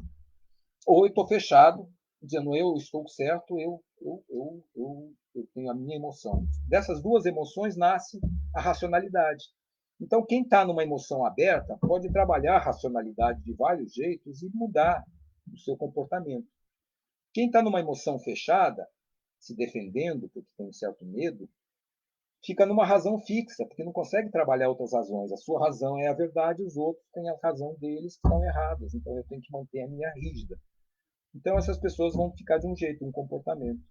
Então elas ainda estão nesse estado. Eu espero que evoluam como é a vida, independente de conhecer, biologia do conhecer. As pessoas no geral falam que é empatia, não é empatia, é biologia. Se você uma hora relaxa, olha para o passado, olha para as coisas e vê, pô, tentar ver as coisas de um outro jeito, você fala, não, pode ser, talvez eu tivesse errado. Agora não adianta falar, como eu falei agora há pouco, falar, eu já tive errado no passado. Eu tive errado no passado é trazer para agora. O passado está aqui no meu corpo, na minha respiração. Se eu estou vivo, se eu não morri, não perdi meu universo, é agora que eu tenho que dizer o que é o errado. Então, se eu tive o errado, eu estou tendo errado até agora. Porque o insight racional do errado é me gerar a percepção de que o errado está contínuo, porque eu estou vivo, eu estou numa autopoiese de mantendo-me molecularmente, então o errado do passado vai me fazer a ter um insight e falar, putz, o meu errado do passado vai fazer eu mudar agora. Mudei. Daí é um tesão, porque daí é quando a rigidez da emoção de estar competitivo, fechado, com medo, se abre para relaxar e falar, putz, pode ser diferente a vida. Eu posso fazer diferente. Eu vou fazer diferente e não morri, é gostoso. Daí a gente vai aprendendo e a vida continua. Como a criança é assim, a criança biologicamente ela é aberta o tempo todo, por isso que é o reino dos céus dela, por isso que a criança é maravilha. Agora, o adulto não, ele vai se enrijecendo, vai se protegendo, vai criando a couraça neuromuscular do caráter, vai criando o caráter, um pensamento rígido. Por causa disso, é tanta porrada na nossa vida, que a gente acaba se protegendo, querendo se defender do outro sempre, e acaba se defendendo da vida, se defendendo da novidade, das mudanças, né, de uma nova pessoa, de um novo amor, de uma nova produção, de um novo jeito de lidar com o dinheiro, de lidar com a comida. Como é que eu posso comer diferente outros alimentos? Posso lidar diferente com açúcar, com as drogas, né? Com açúcar e com sal. Como é que eu vou lidar com isso, com aquilo? E mudar é maravilhoso. Para mim, daí quem acha rígido maravilhoso é o certo, é o caráter. Fique nesse caminho. Cada um tem a sua opção de liberdade de caminhos. Então, eu acho que já está resolvido o lado financeiro, porque eu fiz, quero chamar meus irmãos e se há um erro no meu olhar de uma compensação financeira do passado, eu dou agora, porque eu sou rico, eu tenho uma terra maravilhosa e quero atrair as pessoas para conviver e usar nessa terra. Esse é o projeto que eu estou desenvolvendo aqui, que é uma agrofloresta, que é uma produção que pode dar decorrências não só produtivas, específicas, como turísticas. Esse é o potencial básico aqui da região de Mauá. As pessoas vêm para cá para relaxar durante um final de semana, durante um mês, durante um feriado, pagam caríssimo para ter estruturas de hotel na região, pagam para ter estrutura de sauna, de curtiços locais, para poder aproveitar essa natureza, essa saúde que é a natureza. Eu estou oferecendo isso para as pessoas que participam de um projeto chamado Pesos.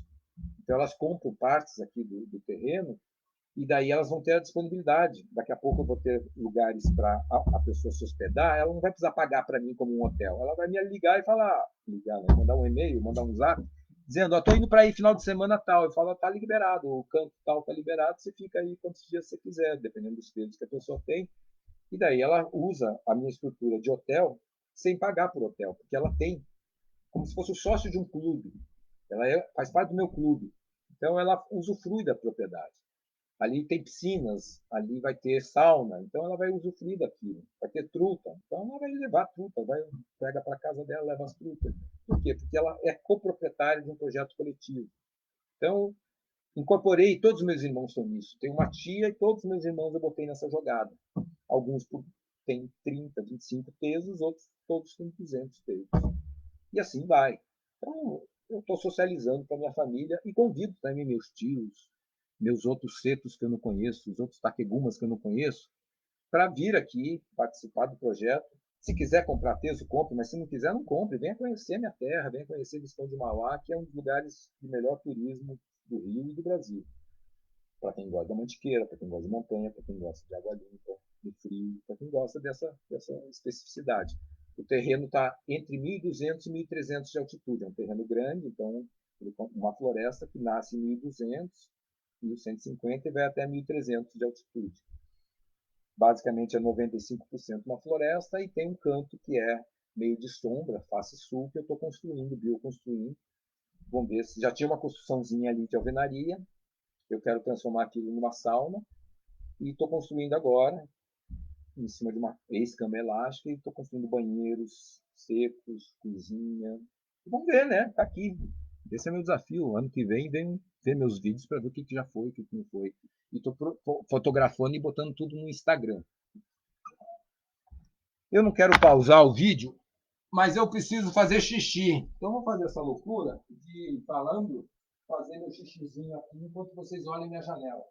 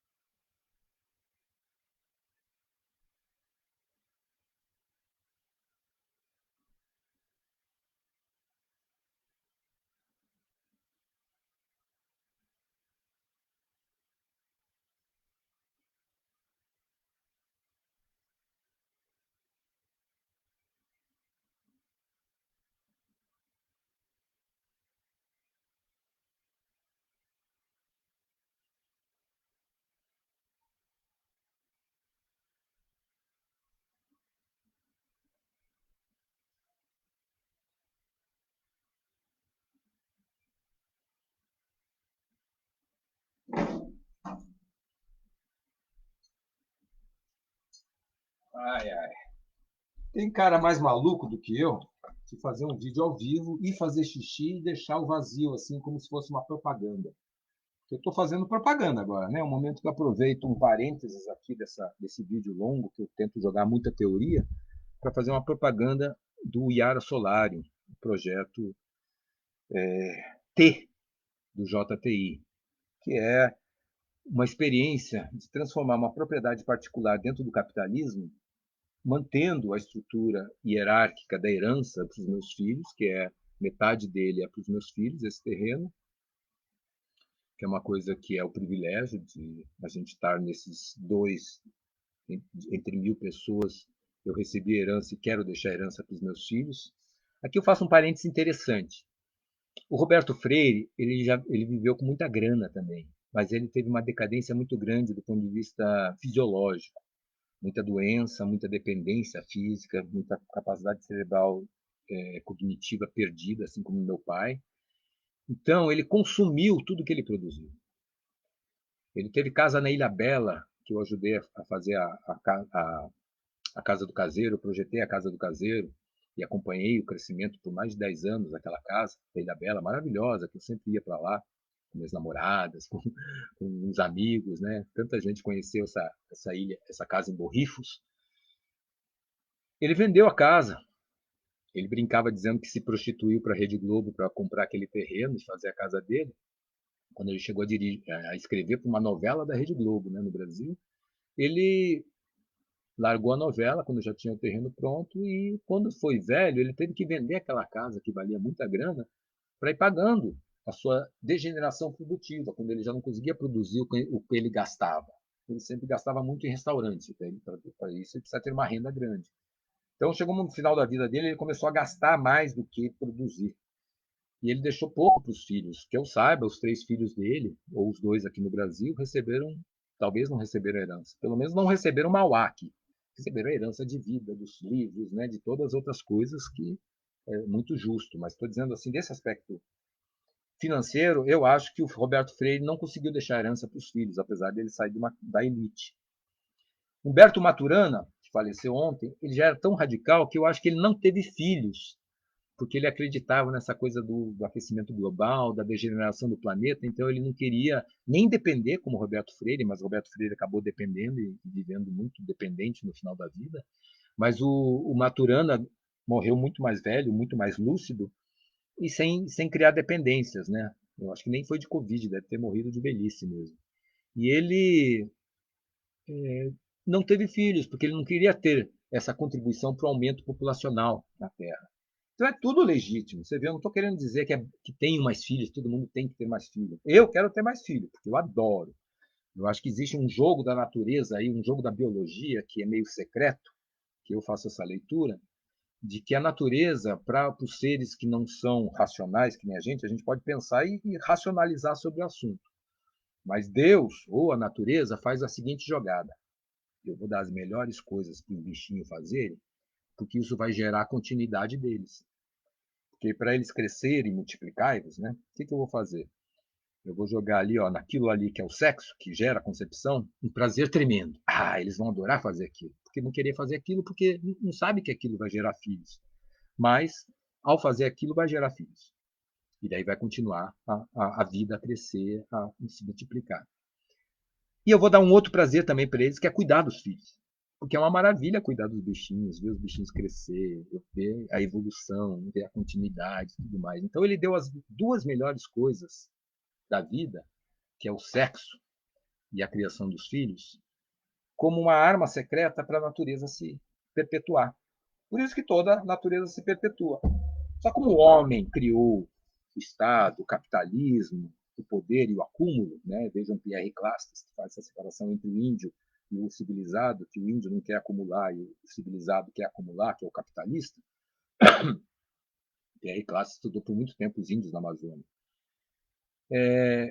Nesse ato da sociedade capitalista, vem o que alguns chamam de doença, eu chamo hoje de opção, mas vem certos cânceres, que é quando você não consegue ver o prazer nem do sexo, que vai para os moralismos religiosos, ou essas binariedades de divisão sexual, de, né, famílias que não se procriam também, que eu acho justo, dentro de uma comunidade, haver elas, mas se só haver elas, lógico que não vai haver a procriação.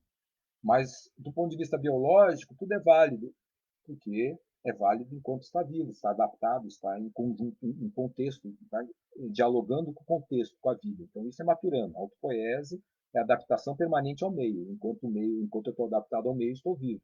Quando eu não estou mais vivo, eu não estou mais apto. Então, até a crítica do Maturana a como se usa o Darwin é dizer isso. A evolução não se dá pela sobrevivência do mais apto, se dá pela sobrevivência do apto. O cara não precisa ser mais que o outro. O cara só precisa estar vivo. O cara está vivo, ele vai reproduzir, pode reproduzir. Se ele não estiver vivo, se ele não estiver apto, não tem como ele sobreviver. Né? Então a girafinha que não come a folha lá em cima pode comer embaixo também, pode comer outra coisa, mas aquela girafinha, se ela estiver apta, ela vai sobreviver. A outra, a girafona, pode comer as folhas lá em cima, mas se cai uma pedra na cabeça dela, um leão ataca ela, ela não vai deixar filho. Então, ela pode ser mais apta que a girafinha, mas ela também não vai da reprodução. Então, é uma brincadeira aqui, né, para quem queira entender esse raciocínio rápido ou introduzir o assunto. Maturana reconverse o capitalismo e diz que, na verdade, a gente é como o Lynn Margulis fala, dentro da microbiologia, a gente é muito mais cooperação do que competição.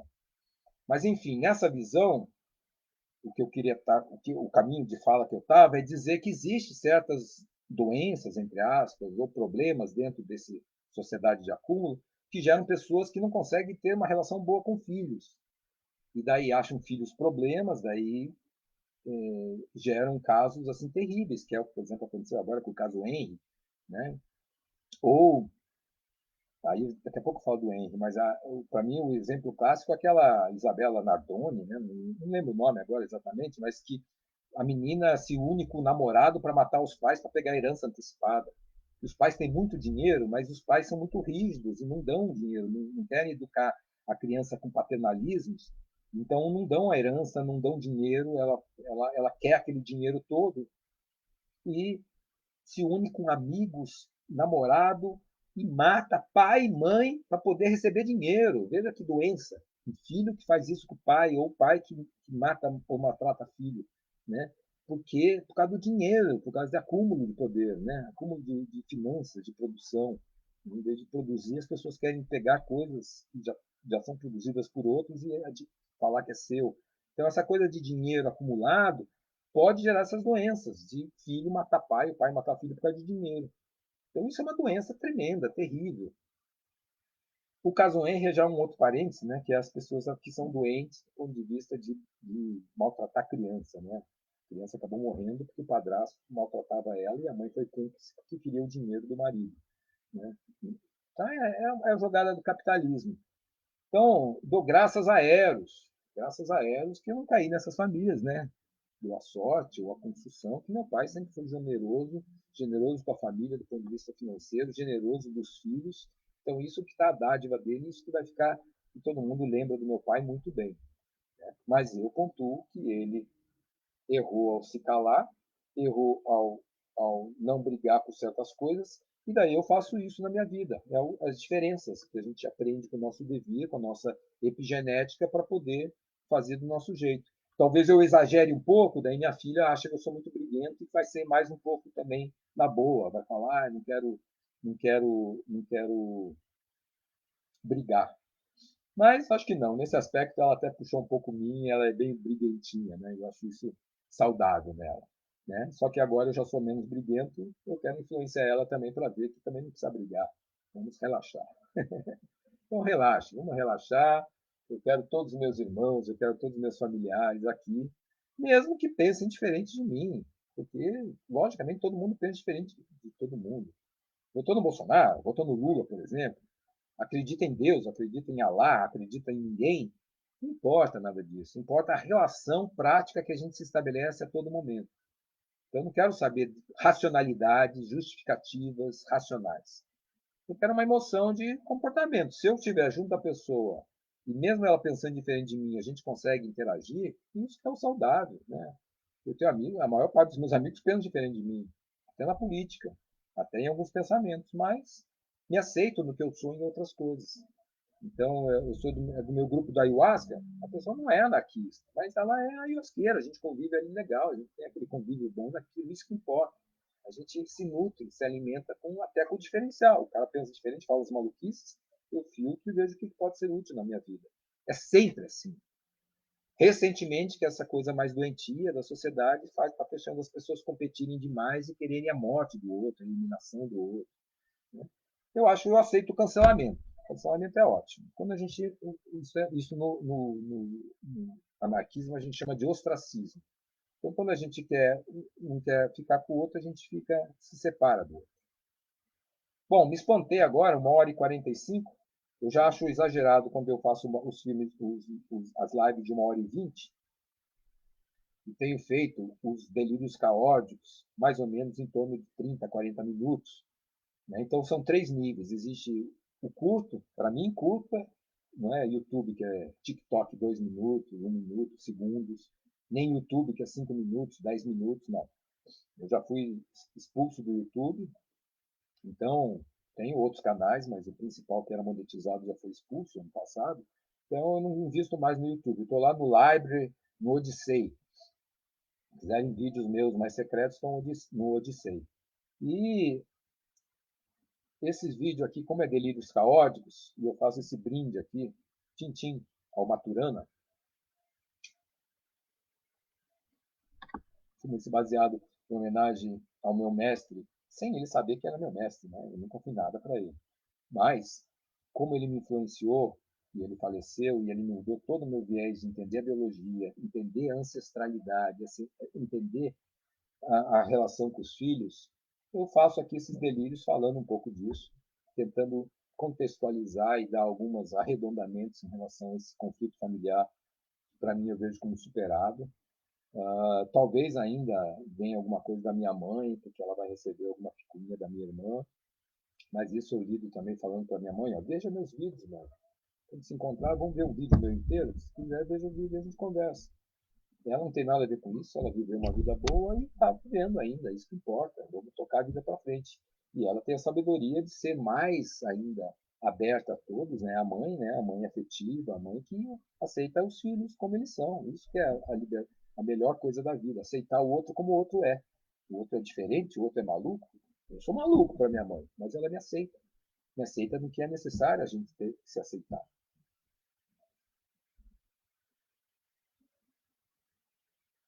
Espero que minha mãe viva muitos anos ainda. Ela vai vir agora, provavelmente, com meu irmão. Espero que eles venham, talvez. Não sei como é que está meu irmão. Estão vacinados agora, pelo menos. Mas vão vir aqui para Mauá, para ver meu terreno, ver meu projeto. Mas eu sinto superado essa situação. Eu acho que cada um toca a sua vida. E eu quero somente falar para os meus filhos isso. Ó. Essa nossa terra aqui, vocês vão ter, quando eu morrer plenamente de papel, já é de vocês para uso. Eu quero ver se eu possível, eu vou construir construções para vocês poderem morar gratuitamente aqui ou poder utilizar elas enquanto tesos. Os meus irmãos, por exemplo, eu não sei se algum deles vai vir aqui para Mauá. Além da minha família básica, que é mãe, irmão, sobrinho, né, que vieram aqui conhecer meu terreno, eu tive também um primo do interior do Paraná, do meu tio Code. Né? O meu primo conheceu aqui também, o Douglas. Ele veio conhecer meu terreno e participou aqui de um curso que eu fiz uma vez. Agora, toda a minha família, eu me afastei. A família que foi a minha infância, me afastei assim como me afastei do meu pai. Mas já me abri, eu acho que quem quiser, fica o convite turístico de vir para Mauá, fica o convite pessoal de vir aqui para Mauá. Mas a partir do ano que vem, espero ter uma estrutura melhor para receber, porque eu ainda é roots. Quem quiser vir agora é acampar. Ou pagar, lógico, pousadas na região, que tem infinitas, né, mas muitas, venham para Mauá e venham conhecer aqui meu terreninho. Mas eu gosto muito daqui, é minha Guaiçara. Aquele sítio produtivo que foi do meu bisavô, que chegou a ser fábrica de saquê e produção artística, eu quero fazer tudo aqui no meu terreno. Eu quero manter a fábrica de água que é meu terreno, que é uma floresta. Eu quero manter no futuro um sistema turístico aqui de pessoas que venham acampar e venham ficar nos cantos como uma pousadinha, umas cabanas mais roots, assim, um sistema de ecovilas, assim, um sistema não de moradia permanente, mas que as pessoas venham poder ficar pouco, bastante tempo. Daí a cozinha coletiva, banheiros secos, banheiros úmidos futuramente também, mas lugares, fogo, lugar de sauna, lugar de lareira, né, lugar de fogo coletivo, lugar para cursos, cursos ligados a escolas ou cursos ligados a pessoas ou a grupos, porque eu acho que a gente precisa da natureza. As crianças estão vivendo num urbano, né? Eu sou de uma geração que a minha geração, quando eu nasci, vivia mais no rural do que no urbano. Agora a sociedade vive mais no urbano do que no rural, pela quantidade de gente. Eu acho que essas pessoas precisam ter condições de vir para o mato. Quem puder vai ter casa no campo, e daí vai lá com a sua família para uma casa que deixa um caseiro cuidando, lá ociosa, daí quando vai para o campo e ocupa aquele lugar. Outras pessoas vão vir para o campo com turismo, indo para pousadas. Aqui é um clube. Eu estou criando o JTI Supradivente, o Yara Solar é o nome do terreno, que é um clube que já tem 20 pessoas, 9 da família, e são 20 pessoas, entre pessoas que estão entrando com grana e entre pessoas que entraram com grana no meu passado por outros motivos.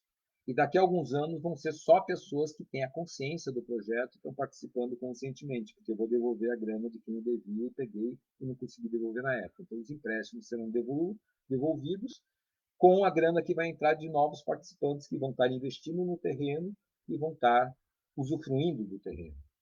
Né? Então, por exemplo, um irmão meu, uma irmã minha, que nunca vem aqui para Mauá, porque não vai com a minha cara, que não se interessa pelo que eu falo aqui ou que eu gosto, um dia pode receber de volta esses 200 pesos que eu dei para eles. Então, por exemplo, eu reconverto em grana e mando em reais, mando em dólar na conta corrente e aqueles pesos voltam para o sistema e vai passar para outra pessoa que quer usufruir. Ou vai ser um uso. Né? Então, por exemplo, existem ideias que quando eu tiver cantos, eu tiver uma construção lá, um chalezinho, um canto que é meu, aquele canto. Se a pessoa chegar a ter 3.000 pesos, aquele canto passa a ser dela. Então ela pode alugar, ela pode vir quando ela quiser, ela pode sublocar, porque é uma propriedade dela dentro da minha propriedade. Só que tem umas nuances, uns detalhes, tem ali, né? Um 12 avos é meu, um mês dos 12 é meu sempre. Então vai ter nuances assim. Mas existe desde a propriedade a pessoa poder ter um canto dela, assim, digamos assim, ou ter isso. Né? Eu tenho 200 terços, eu não tenho canto, mas eu posso ter direito a um mês, digamos, né? Ou um décimo. 300 terços daria um décimo do ano. Então, eu tenho um mês do ano, quando chega a 300 terços. Então, na verdade, 200 terços que eu estou dando para os meus irmãos é como se fosse 20 dias. Então, 20 dias de um dos cantos é o quê?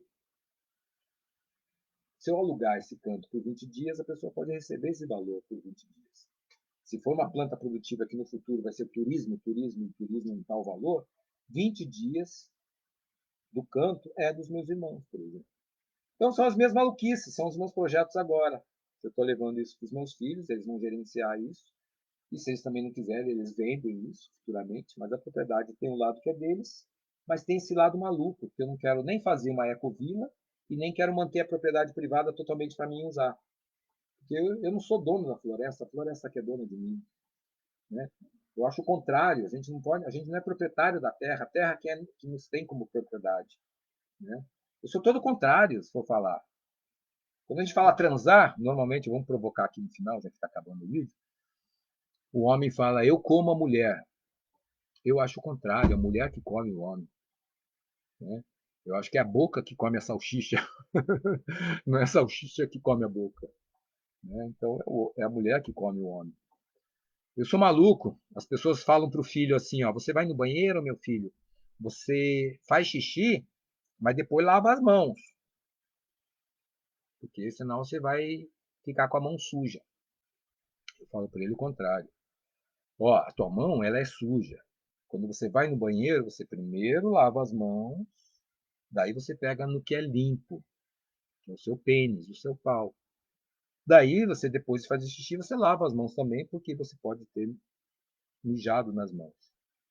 Mas ali tem que ser uma área limpa, então ali é o limpo. Então, se for lavar a mão uma vez só, eu tenho que lavar antes de pegar no meu pau e não depois. Então, por exemplo, isso daí são as minhas loucuras. Eu penso diferente, eu vou na contramão da sociedade. Agora, se as outras pessoas pensam de outra forma, ali é sujo, eu tenho que lavar a mão depois, é a cultura do, do capitalismo, das igrejas, né? Que põe uma folha de parreira para esconder o sexo, porque acha feio, acha pecado. Né? Eu sou do paraíso, eu sou da época, eu sou mais antigo ainda, eu sou da época do paraíso, que você pode ficar peladão sem culpa, porque o pau e a vagina são que nem o cotovelo, que nem a orelha. A orelha é muito mais esquisita que o órgão sexual.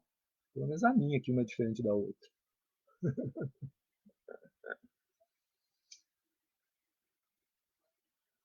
Cada vida é uma vida. Maturana se foi, mas deixou uma obra que vai influenciar muita gente e provavelmente vai mudar a cultura no futuro, transformando as universidades em multiversidades. Eu estou fazendo a minha multiversidade aqui no campo, sem pretensão nenhuma de mudar ninguém, mas ser a minha expressão de vida e que pode ser a expressão das famílias que aqui se aproximarem. Deixo isso como um legado para Rudá, Cecília, Cairós e adjacências. Minhas ex-mulheres, mesmas brigadas comigo, meus ex-amigos, mesmos brigados comigo, e principalmente, lógico, família como um todo, que é toda separada de mim, amigos virtuais que chegam agora ou são muito antigos, né?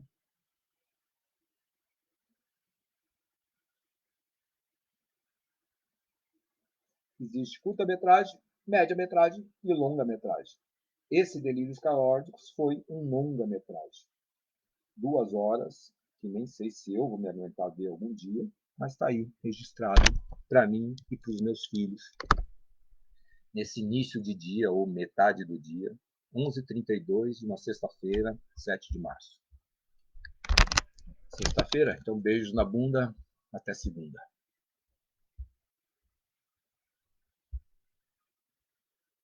Falei tudo do Maturana, falei tudo que eu queria. É questo.